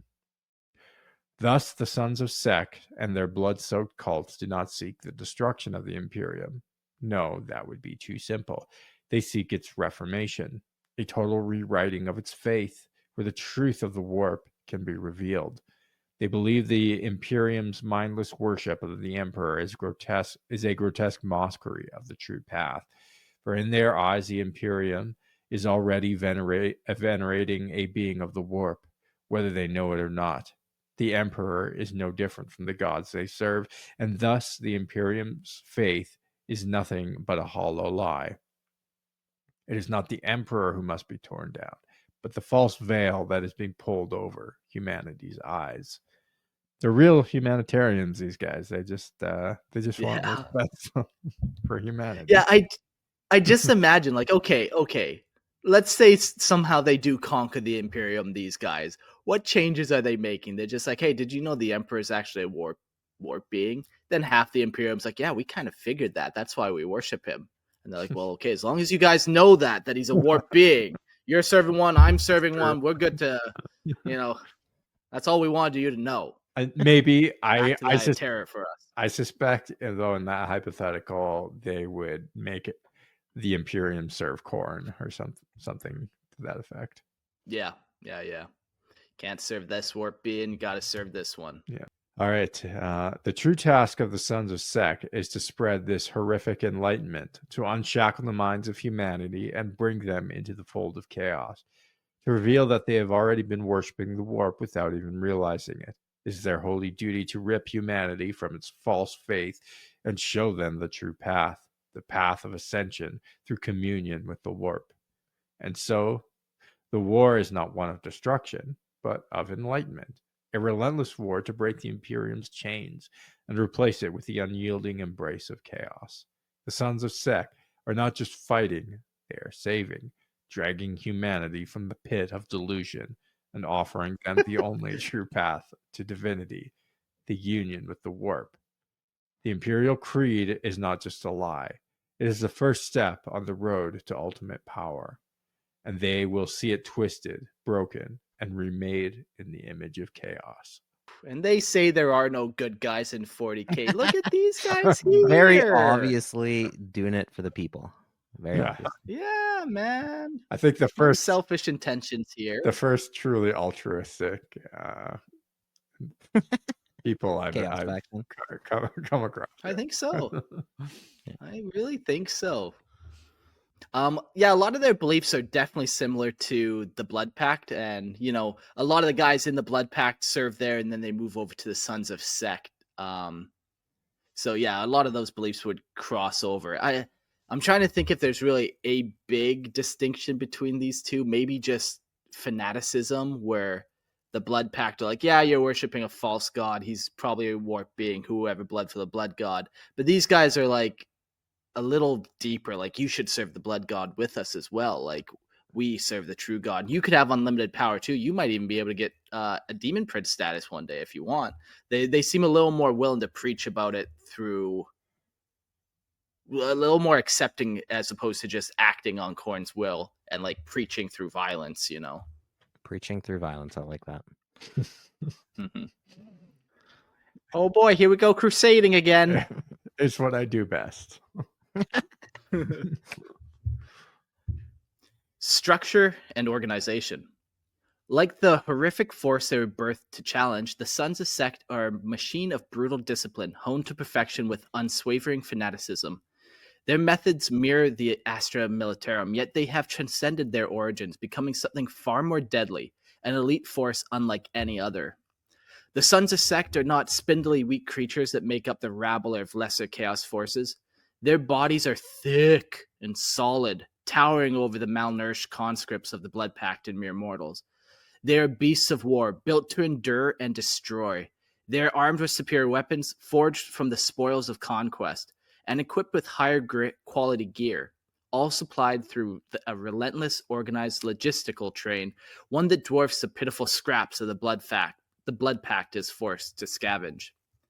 Their gear is pristine, always issued and maintained with terrifying precision. Unlike the Blood Pact's mishmash of stolen, scavenged equipment, the Sons of Sek do not rely on hand-me-downs from their fallen foes. They are the ones who take what they need, demanding the best from their supply lines. Their leadership is equally uncompromising. The Sons of Sek are led with an iron fist. Unlike the Blood Pact, which operates on a brutal and bloodthirsty winner-takes-all mentality, the Sons of Sek are carefully guided by their commanders, men and women trained to lead with ruthless efficiency and cold pragmatism. Here, there is no room for weakness. Command is earned through ability, not through murder and treachery. The Sons are led by those who understand the true art of war, and the discipline is unquestionable.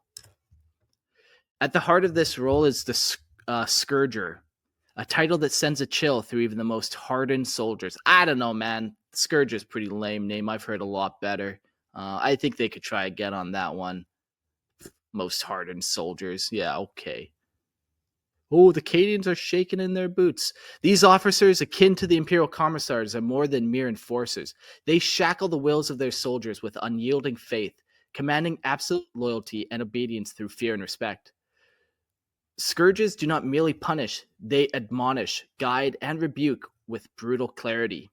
They are not just there to enforce discipline, they are the embodiments of Sek's vision, overseeing the soldiers' transformation into true instruments of war. The Scourgers' methods are a far cry from the brutish chaos found in other chaos forces. Their training regimes are cold, methodical, and eerily reminiscent of Imperial Guard's own regiments, but twisted and made into something darker. Where the Blood Pact relishes in chaos, in violence for the sake of it, the Sons of Sek are far more calculated. Their bloodlust tempered by the understanding that only through discipline and organization will true victory ever be achieved. The Sons of Sek are not mindless murderers. They are a fanatical army driven by a singular, merciless purpose, to bring all under the suffocating embrace of chaos. Their superior gear, structure, and leadership make them more than a force to be feared, but to worship. They are the true inheritors of the Blood Pact's legacy, and they will burn the Imperium to the ground in the name of their twisted vision.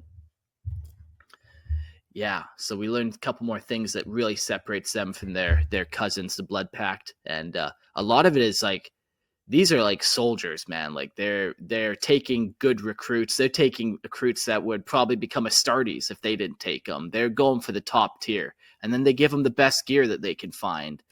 And then, of course, they have all the training and all that, the discipline and stuff. But yeah, the gear and just not being malnourished is probably super useful. Yeah. Try not to malnourish your soldiers if you can. If you can. Yeah. No, that is cool, and it does make them distant, because usually you see like the mobs of chaos hordes just wearing like the crappy equipment, whatever they can scavenge, and like that's a very typical chaos feel.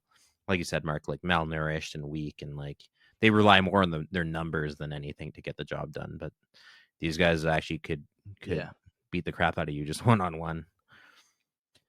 Fuzz in the chat, back when I was talking about, I'm bringing it up again, Mark, Chinch and Sons of Set, also brought up the goddess Sekhmet from Egypt.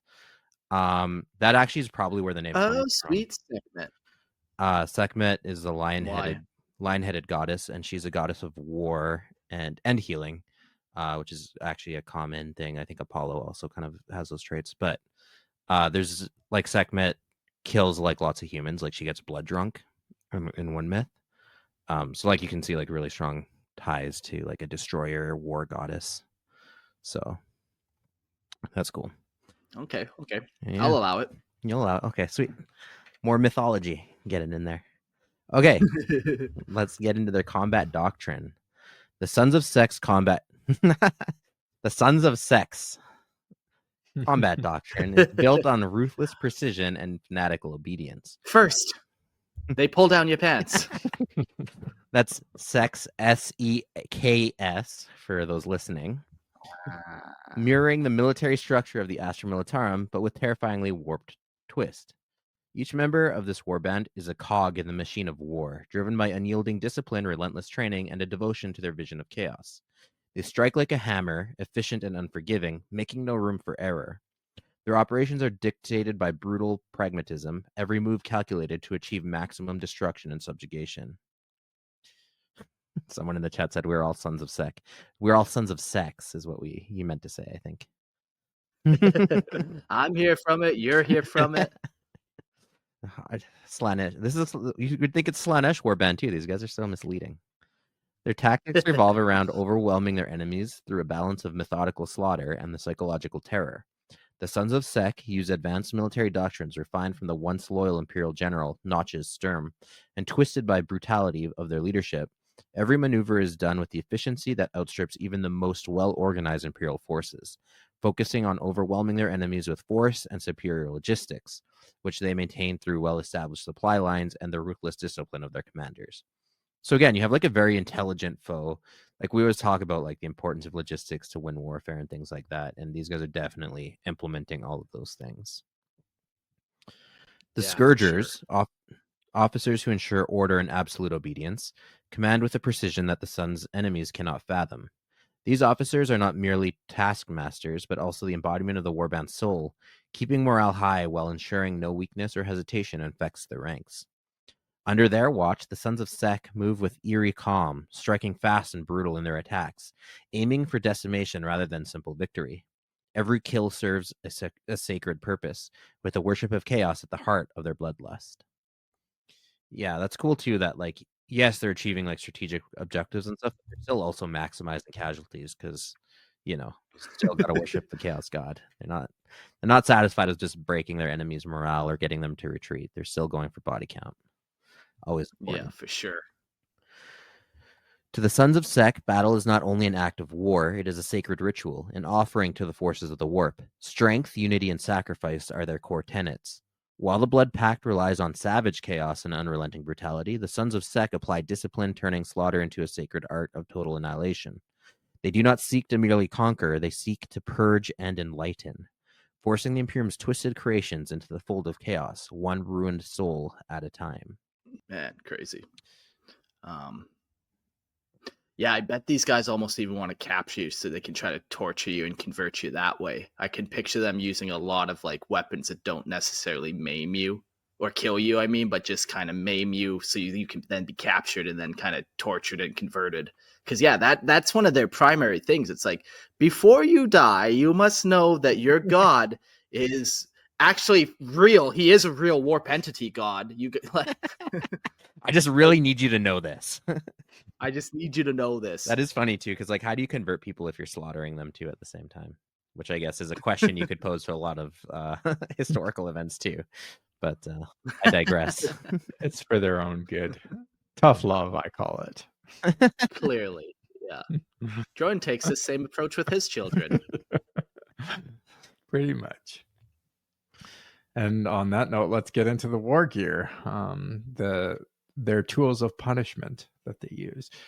The Sons of Sek are clad in the unmistakable garb of sacrificial warriors, their uniforms a twisted reflection of their unholy devotion.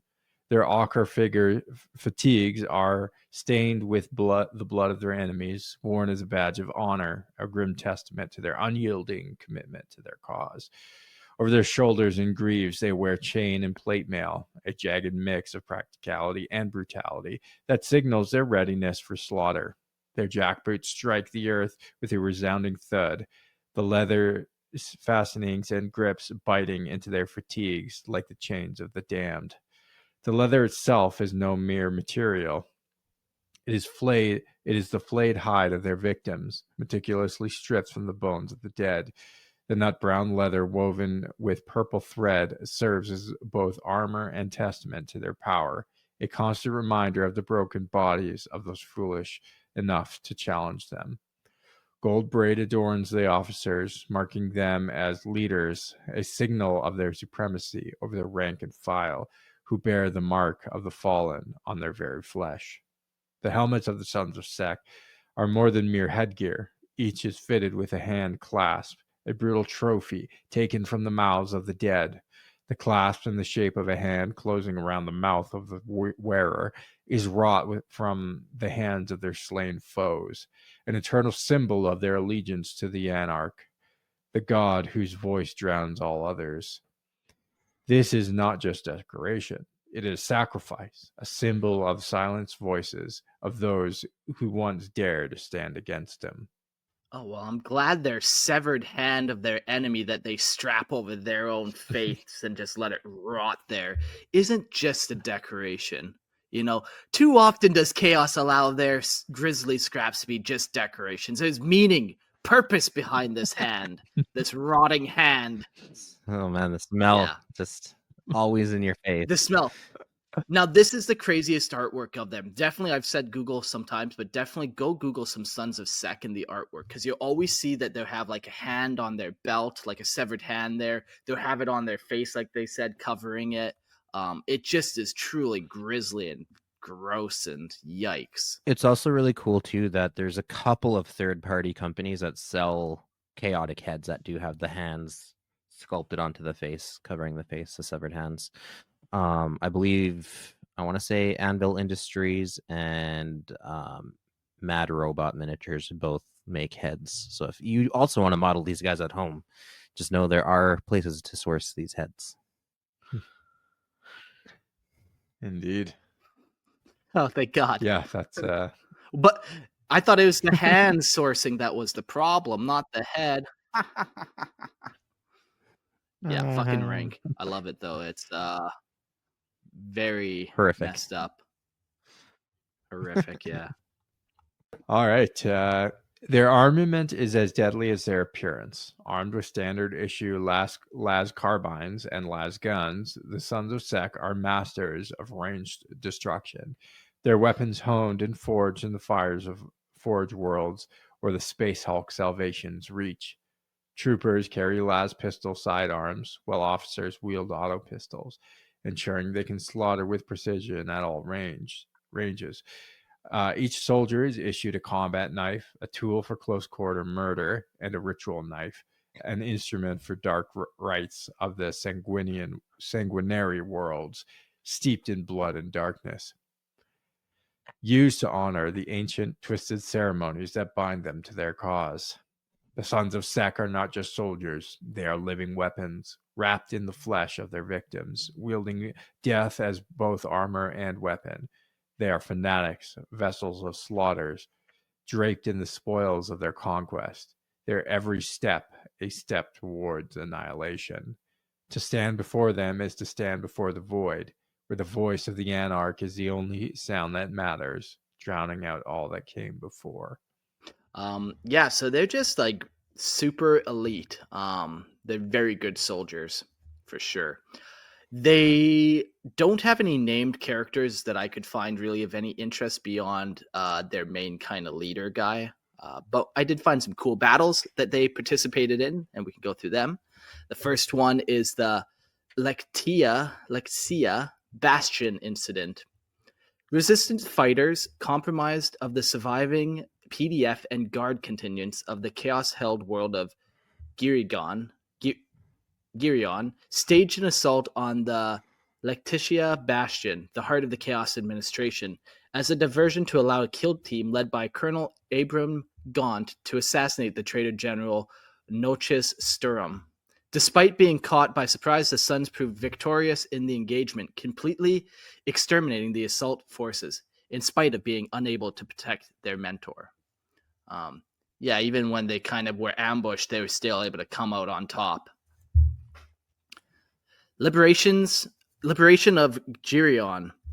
The Sons were at the forefront in the attempt to deny the Imperials control of Girion during the liberation effort, and nearly succeeded in fatally stopping the Imperial advance in the city of Kethedrak. However, they were foiled at the last minute by a desperate Imperial counterattack, led by armored units, and were forced to withdraw. Whilst being able to inflict disproportionately high losses on the Imperial Guard during their staged retreat.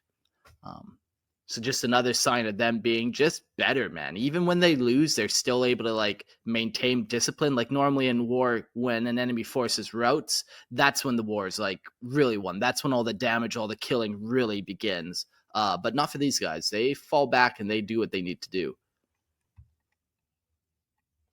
Salvation's Reach. The Sons were the principal defenders of the Space Hulk Salvation's Reach, and were quite successful at holding the line, but were ultimately foiled by the presence of 3 Space Marines who had accompanied in the assault, from the Silver Guard, the Iron Snakes, and the White Scars.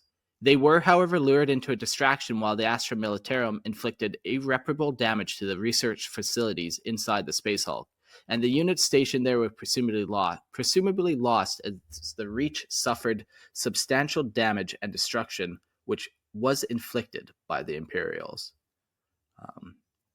I like this one just because it talks a little bit more about Salvation's Reach, that Space Hulk that they have, that has some cool capabilities. You know, it's making weapons and stuff for this whole kind of situation, and what a cool bad guy fortress lair to have. Space Hulk, yes. Yeah, people sometimes forget that Chaos utilizes Space Hulk slots too. It's always like associated with Gene Stealers and Orcs, but Chaos makes use of them. Yeah. They are a valuable asset. Mm-hmm. So that's kind of the information I had on the Sons of Sek. Now we're going to do a little side-by-side comparison between the Blood Pact and the Sons of Sek, and then after that, maybe we'll pick a favorite. Who do we like more? Who are we going to join? But yeah, take it away. The Sons of Sek and the Blood Pact are bound by a shared allegiance to Chaos, yet they represent 2 distinct fanatical expressions of that devotion. The Blood Pact, led by the brutal Urlock Gaur, is a force driven by raw savagery and a hunger for violent conquest, thriving on chaotic spontaneity and the scorched earth tactics they employ in every battle. They are warriors of pure bloodlust, existing solely to rip apart the Imperium through brutal, unrelenting aggression. Their ranks are filled with soldiers who revel in the violence of war and the disordered chaos of battle without regard for subtlety or cohesion. In contrast, the Sons of Sek, commanded by the calculating and ambitious Anakwanar Sek, are far more disciplined and methodical force. While they share the Blood Pact's devotion to chaos, they apply the loyalty through a structured military mindset. Trained in the ways of the Astra Militarum, the Sons of Sek fight with a precision and coordination that starkly contrasts with the Blood Pact's recklessness. They are cold, efficient killers, following doctrines honed from the Imperial military strategy, and while they share the same objective, to bring the Imperium to ruin, they do so with a much more calculated approach. The relationship between the 2 factions is one of necessary collaboration and rivalry. While the Blood Pact thrives on the savagery of war, the Sons of Sek's methodical nature provides a counterbalance, adding a strategic edge to their collective efforts. The Sons of Sek were even created in part to serve as a vanguard for Anakwanar Sek's eventual ambition to overthrow Urlock Gaur, aiming to usurp the Blood Pact's dominance and seize command of the forces of chaos in the Sabbat Worlds. Though they fight together on the same side, there is an underlying tension, a quiet betrayal that simmers beneath the surface as the Sons of Sek eye the Blood Pact not only as allies but as obstacles to their ultimate ascendancy. Thus, while the Sons of Sek and the Blood Pact may operate in unison in the name of chaos, they represent different visions of the same goal. The Blood Pact is driven by savage destruction, while the Sons of Sek seek to refine that destruction into something more orderly, more calculating, and ultimately more dangerous. In the end, they are both tools of chaos, but each one seeks to obliterate without thought, while the other seeks to reshape the universe in the image of their own twisted ideology. Cool. Yeah, very cool.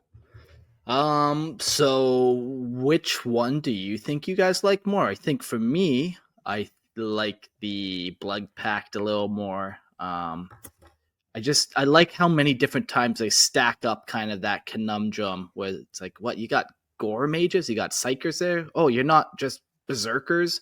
I think I lean towards that a little bit. I like the elitism of the Sons of Sek. Like they are good at what they do. They're strong. They're capable. They are.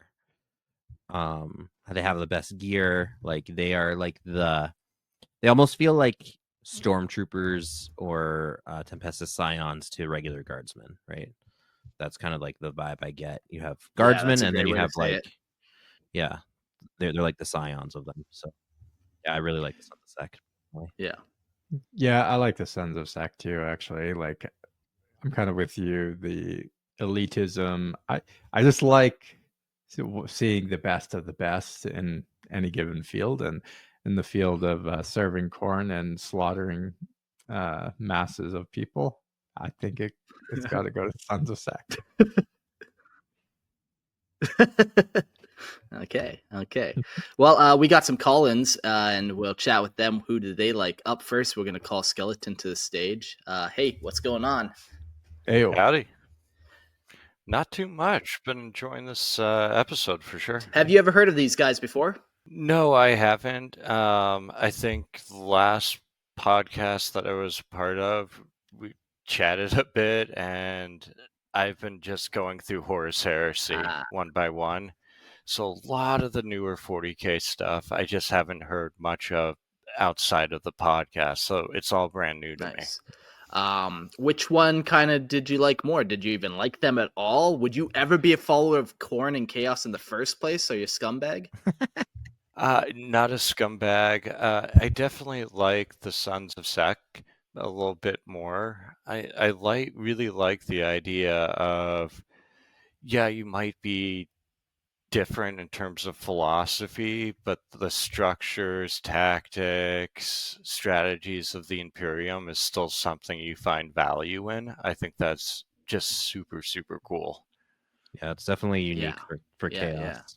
Yeah, and it just shows like, okay, you can have a different philosophy, but you can still go back to your roots and still see some, advantage in that. How do you think these forces, like, how do they maintain discipline when all of it is just broken down to chaos? Like when you serve chaos, obviously it's a very chaotic place. How are they whipping people to maintain the ranks? You think do they just straight up, you disobey, you get killed, flayed? Like, what's their kind of way to make people stay the line, toe the line?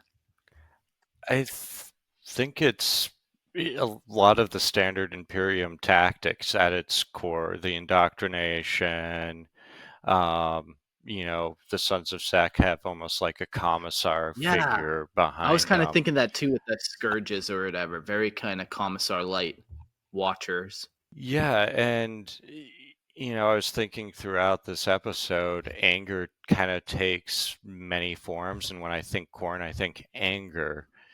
And just sometimes it's something that you kind of let fester and build inside you, and you might take revenge in a really spectacular way, but it seems these two factions are like the kind where you plan it out, and the planning is half the fun. It's like a cold calculating rage. Like, yeah, I'm gonna screw you over like badly, but I'm gonna take my time to do it and like figure out how to hurt you the worst. Not just like letting rage take you, like punching someone out in a bar fight. Yeah, like I would imagine it's so hard in the heat of battle to keep all your soldiers in line. Like when all of them are truly struck by that bloodlust, that would be the hardest part. Not necessarily when they're being routed and have to retreat or something like that. It's like, yeah, when they're deep in the bloodlust, being overthrown by it, like that's when it's the hardest to stay disciplined for them. I imagine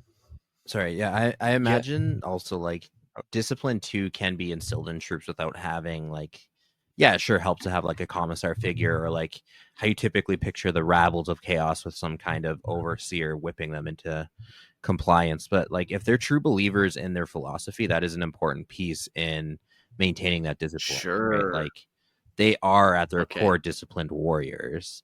That's how they're taught and trained. So like they do take it to heart as a true, genuine belief.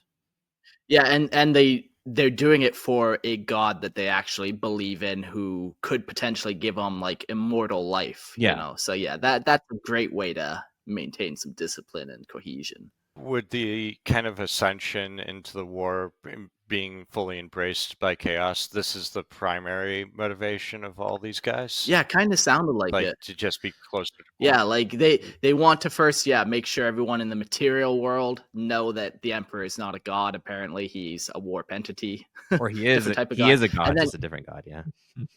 yeah, and then that afterlife, that what's going to happen with the soul? Well, when these guys die, they want Khorne to bless them and give them a good spot or whatever, or at least not devour them instantly. So Gotcha. yeah, they're a fun little faction. Do you have any other thoughts before we get to our next call in? Not too much. I think that was about it. I just think, I mean, it's always fun to just dive down the rabbit hole and just see more and more layers as you go down. So it's been a fascinating And episode. Warhammer is for sure never short of layers to go. No. All right, Skeleton, thanks for calling in. Thanks for having me. All right. Up next, we got Grimaldus. We'll give him a second to give me a nod here. And, welcome to the show, Grim. Hey, how's it going, guys? Good. Ooh, mucho good. Good. So we'll start with the easy question for you. Who do you kind of vibe with more? I like the sect. Honestly, I think exactly what Skelly was saying there. You know, you have this Imperium kind of based organization. Very loose terms, of course. But I mean, what a better way how to corrupt individuals that are already kind of starting to have some lack of faith in the Emperor. You know, he's just another warp god. You know, come worship our warp god. But like, we have the same kind of structure. Yeah, we're not that different, right? Yeah. You just gotta cut your hand once to join our cool club. It's fine. Just one deep dash. Yeah. I don't know. That's kind of how I see the lining. You know, in the midst of the episode, obviously we had a Khorne episode, so I couldn't help myself. But I quick built a nice little Khorne here. Ooh, nice. Khorne the Betrayer himself. Yeah, so I just finished that up, and I don't know, man. You guys just really had the inspiration to push me to fucking do that finally. So I've been sitting up on the wall of. Go ahead. You're not done yet. Now you got to buy a warband of cultists to follow him. And I'm thinking a decent group of Sons of Sek might be a good place to start. Well, you know what? I have a whole bunch of gray ones downstairs in the basement, and I'm pretty sure I could make that happen. However, buddy, there's no such thing as enough Warhammer, so. Mm-hmm. This is the only one truth in the universe that we can actually fully confirm. That's really what the Imperial truth is. Like, none of that other propaganda bullshit. Buy Warhammer. Bye. Bye. All right, here's the next question we got. How might the Imperium exploit the ideological and tactical differences between the Blood Pact and the Sons of Sek to weaken both forces? Can you play into this like over-disciplined, maybe lead them into traps a little easier or predict what they're going to get up to? Or I think there definitely is a way that the Imperium can take advantage of that situation. Obviously, if it's going to bring it back to kind of a faith-based situation, what a great way how to sever the ties between each faction and bring it back to whether it be martial prowess, which Khorne is very, very well known for, but you drive that stake in between and you do the divide based on how closely aligned it is to the Imperium. And who's to say that it's not a subcult of the Imperium posing as Khorne? Like, yeah. There we go. You go full circle with it. They become so traitor, they're actually loyalist again. No, I knew it was going to happen. The Emperor is just another part of Khorne, another embodiment of Khorne. He's just an ordered war god. It's all one and the same. Yeah. On that note, also, Mark, I think you can definitely, like, their greatest asset is also their greatest weakness, is they're really recycling Imperial tactics and stuff. So the Imperium does know to some degree what they're going to do. It's just unexpected coming from a Khorne warband. But Yeah. they're playing off Imperial playbooks, which means that the Imperium should know how to counter its own maneuvers and things. So More bodies. Yeah, just more meat for the grinder. Just Yeah. feed Khorne a little bit better. Yeah. That's the worst approach. the enemy charges, you just Fun charge twice as hard. That's Exactly. Okay, next question here. Does the Blood Pact's willingness to embrace sorcery and mutation and even Xenos make them more dangerous to the Imperium? And should other factions kind of take up that same lead? I think it's kind of a double-edged sword in that aspect. Does it make them more powerful? Yes, but it can also weaken them. Like, the reason why the Imperium is as strong as it is right now, or has been, is because of their unification amongst one race. Not saying that that's the right way, but if you're gonna lead, lead by examples, the Imperium had structured it in such a way. Or even if you look at the Eldar aren't really known to work with a whole lot of other races, and if they do, they're still lesser beings than them. Yeah. So, like, I can see kind of both ends of the coin there. That you open up your doors, allow all these extra Xenos, whatever traitor warbands to come through and fill out your ranks. But how well are they going to mesh with everybody else amongst those, especially if you are a follower of Khorne? So if you don't have, Khorne as that icon, you're taking all these other people in to possibly risk civil riots within your own warbands. Yeah. Just you lack that cohesive force, which is kind of their whole thing, really. Disciplined, cohesive, and yeah, like they have the allies, the Loxatol or whatever. They can barely even communicate with them. Like, how do you really? Yeah, okay, it's a benefit to use them as kind of sacrificial units or whatever, or send them in spots where they're going to do well. But there's not much to it outside of that for at least that Xenos faction. It's like a lesser version of an Ogryn, if we're going to bring it back to the Imperium. An Ogryn at least has some brains. Point there. Everyone shoots that. Sure. Okay, well, it's the stage or two down from that. Maybe a couple chromosomes missing from an Ogryn. Yeah. Yeah, cool. Do you have any other thoughts there, or? Nope. Just that you're going to start building one. Yeah. So next time we see you have a full army on your shelf, right? Yeah, we can probably make that happen. Yeah, go down to the basement. We'll show you guys the basement someday. If you have any Lizardmen models kicking around too, you can make some Loxolotl or Loxol. So I have some of the old school Tyranid models, like the really nasty looking ones. I think that would be a pretty good one versus them standing upright like this. Just kind of put them like that. That could almost work. Yeah, I'm googling a picture. Yeah, okay, they're pretty. They could work. Which Tyranid do you have? It looks like ET, but all of his limbs are super fucking swollen. Interesting. He's swole. I'll link one. I'll link one in the Discord later. But man, you should almost put a model that old up on a shelf somewhere as a sacred object, not mutilated. So surrounded by candles. I have myself a Lord of Change. Lord of Change, still in the blister pack from 1992. And everyone asked me, "Are you going to put that together?" Like, no, I'm going to put that behind a fucking shadow box so no one can touch it. Maybe just a little hammer there, like, need to quick get them and build them. Break in case of emergency. Exactly. Now's the time. If all the Warhammer in the world somehow disappears, that's when it's time. Yeah. There it is. What the fuck is this piece of garbage? On the topic of just like old Warhammer stuff, Lorehammer is in the talks of getting Rick Priestley on the show, and I think it's going to happen pretty quick within the month here. That's really exciting. Very fucking cool. For those who don't know, Rick Priestley is one of the few guys one of the co-founders of Games Workshop way back in the day, and he's like he did more of the rules and stuff than the actual lore. I don't think he But, founded Games man, he touched Workshop itself. What? I don't think he founded Games Workshop, the company, but he's one of the 3 guys that made Warhammer Fantasy and Warhammer 40K.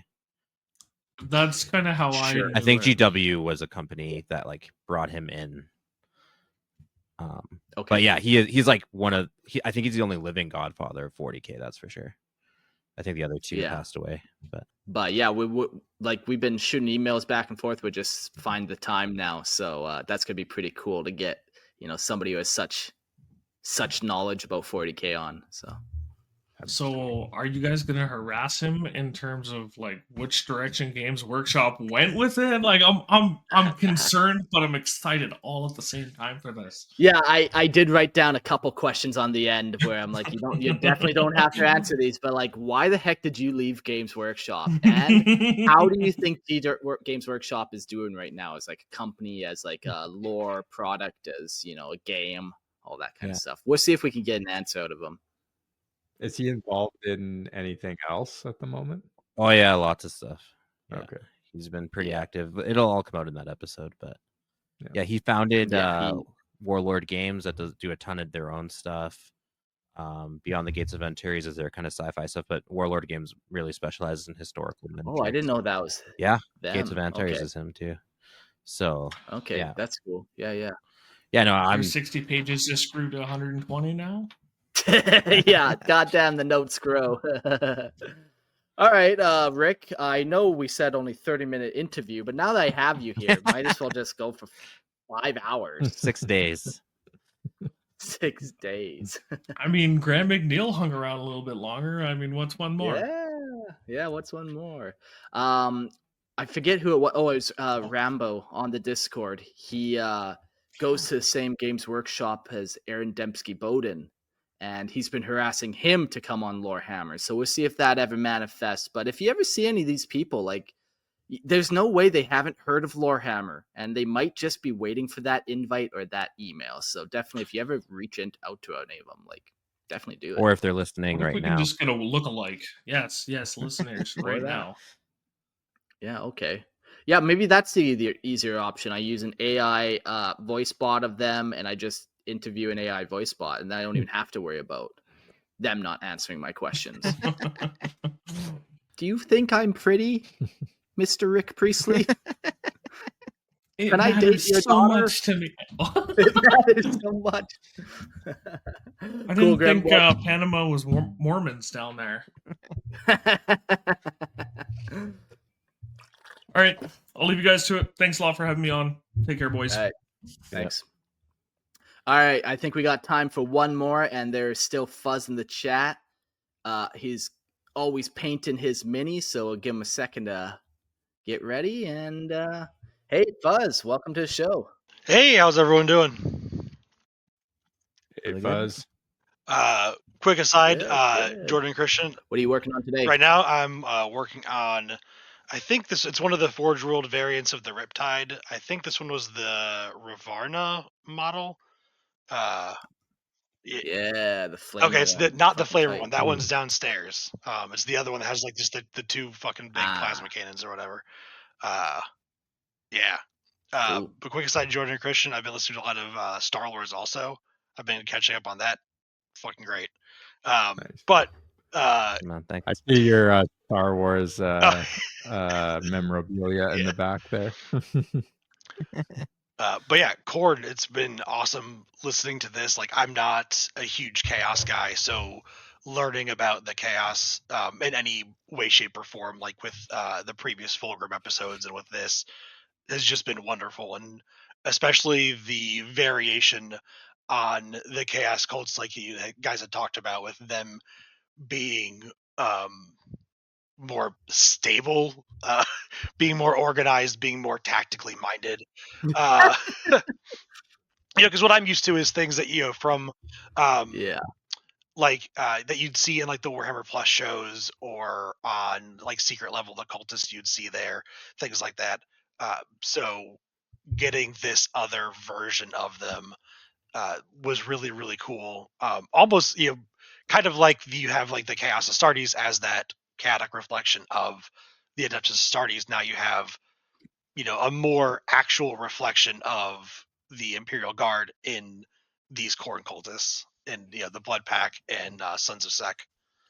Yeah, like Forge World had a bunch of renegade traitor Imperial Guardsmen for a while, but like they're out of print for a long time now. But like the galaxy is probably fighting between regiments of traitors and loyalists more so than like how often are Chaos Space Marines really coming to the battle? How often is it actually just, traitor regiments versus loyalist regiments fighting? Probably pretty often. And if I had to pick one of them, probably of course, like as soon as I jump on, my daughter's been asleep this entire time. Probably. Totally understand. Yeah. My daughter sometimes tries to sneak into the show too. Happens to the best of us. Right. Would you rather me get off just for ease of a tiny child? Does she have a question? Your call. Yeah, up to you. Does she have a question? Put her on. Let me talk to her. I'll just real quick. So I think I'm actually on Mark's side with the Blood Pact. Just kind of being that kind of middle ground where they have that more traditional hyper aggressiveness of Khorne cultists than the Sons of Sek, but they still do have that more like tactics minded approach for like ambushes and strategic assaults more than just like we're gonna charge straight at them and see how well this does, and a bunch of us are gonna die in the process. Yeah, for sure. It is a more chaos.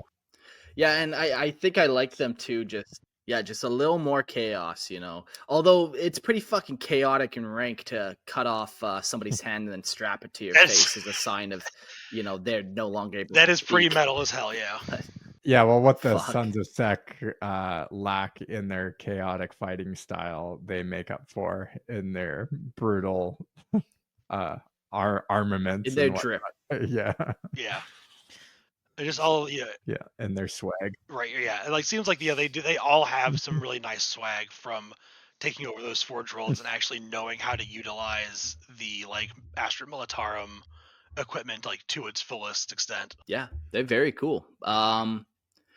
Yeah, both of them are very cool. I just like these kind of one-offers where, they open up so much more of like creative opportunities. Like, okay, so let's go through the other Chaos Gods and like, what does a variation on their kind of cultists look like?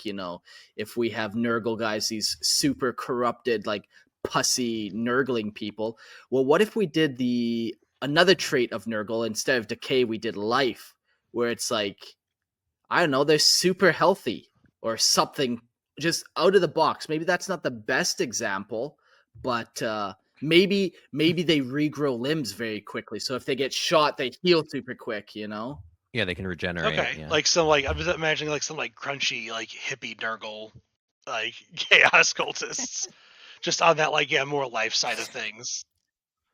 Yes. We don't believe in killing, man. We just want you to join in the dance of life with us. And then just infest with diseases. Yeah, or like they drop on a planet. Yeah, unfortunately for you, the dance of life starts with death. Or like they drop on a planet and just cause the like growth of all the local flora and fauna to just go haywire because it's just so rapid. Yeah.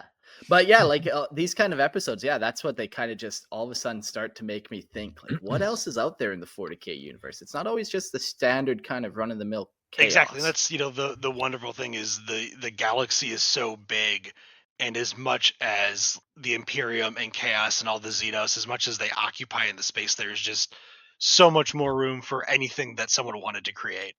I hear there's a Chaos War band out there for everyone. All you have to do is look hard Absolutely. enough. Yeah. Cool. Any other thoughts there, Fuzz? No, not specifically. Thanks for having me on. Everyone listening, join the Imperial Tithe. Even that $1, if nothing else, just join the Discord, come hang out with us. Just that extra, that interaction just makes all of our days better. Yeah, it's always a good time for sure. All right, cool. Thanks, Fuzz. And then there were three, Christian and Jordan and me. We made it to the end of another episode, and no one has turned to a chaos god. Everyone's wrists are still intact.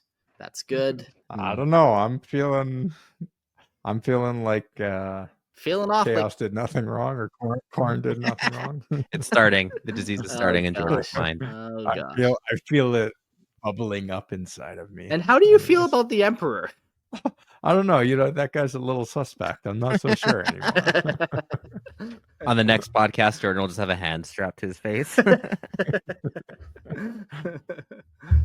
Yeah, cool. Well, fun episode, good times. Let's do some end of the notes and then we'll get out of here. Come check me out on Lorehammer Listener Lore Podcast. It's a podcast where I read your homebrew lore. If you've written up your own crazy army lore, send it in. I'll read it off. Me and a couple other people will read it off for you. So go check out Lorehammer Listener Lore Podcast.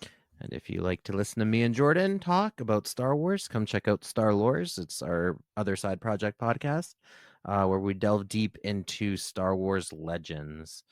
We have nice scripted episodes at the beginning, and then we go into like more discussion style format at halfway through towards the end of the show. So yeah, come check us out. We're trying to grow our YouTube base. We do post our podcast to YouTube as well. So just go over there and subscribe to us there too. Mm-hmm. And yes, that is a threat from Christian. If you don't, we will Death Star the Earth if you guys don't do it. They have the means. Cool. We got a new Patreon member since a couple days ago, and that is Amanda. And I don't believe it's actually a girl, probably just some cross-dressing dude. Because there are no girls in 40K. I just recently went through some ad marketing campaigns and stuff, and they're wondering about my male to female ratio. And I had more people who wouldn't identify as a gender than I do women listening to the podcast. So there are more men out there that think they're women listening to this show than actual women, which I like. So thank you, though, Amanda, for joining the Patreon. All right, boys. Is it spelled Amanda? Oh, shit. You're right. It is. I just was too dumb in my reading. I couldn't pick that up. Oh, man. Here we go. Well, thanks anyways. Yeah, seriously, though, thanks for joining the Patreon. If you want to join, that's always super cool. We have a bunch of stuff on there. Go check it out. We're starting to do some contests on the Discord, too. So that's another little reason to join the Patreon. But yeah, we'll see you all on the next episode. I think it's going to be a Tyranid episode. I think we're going to dive into Neurogaunts and kind of some psychic creatures like that. So it's going to be fun. Christian, thanks for joining me. Jordan, pleasure. Thank you.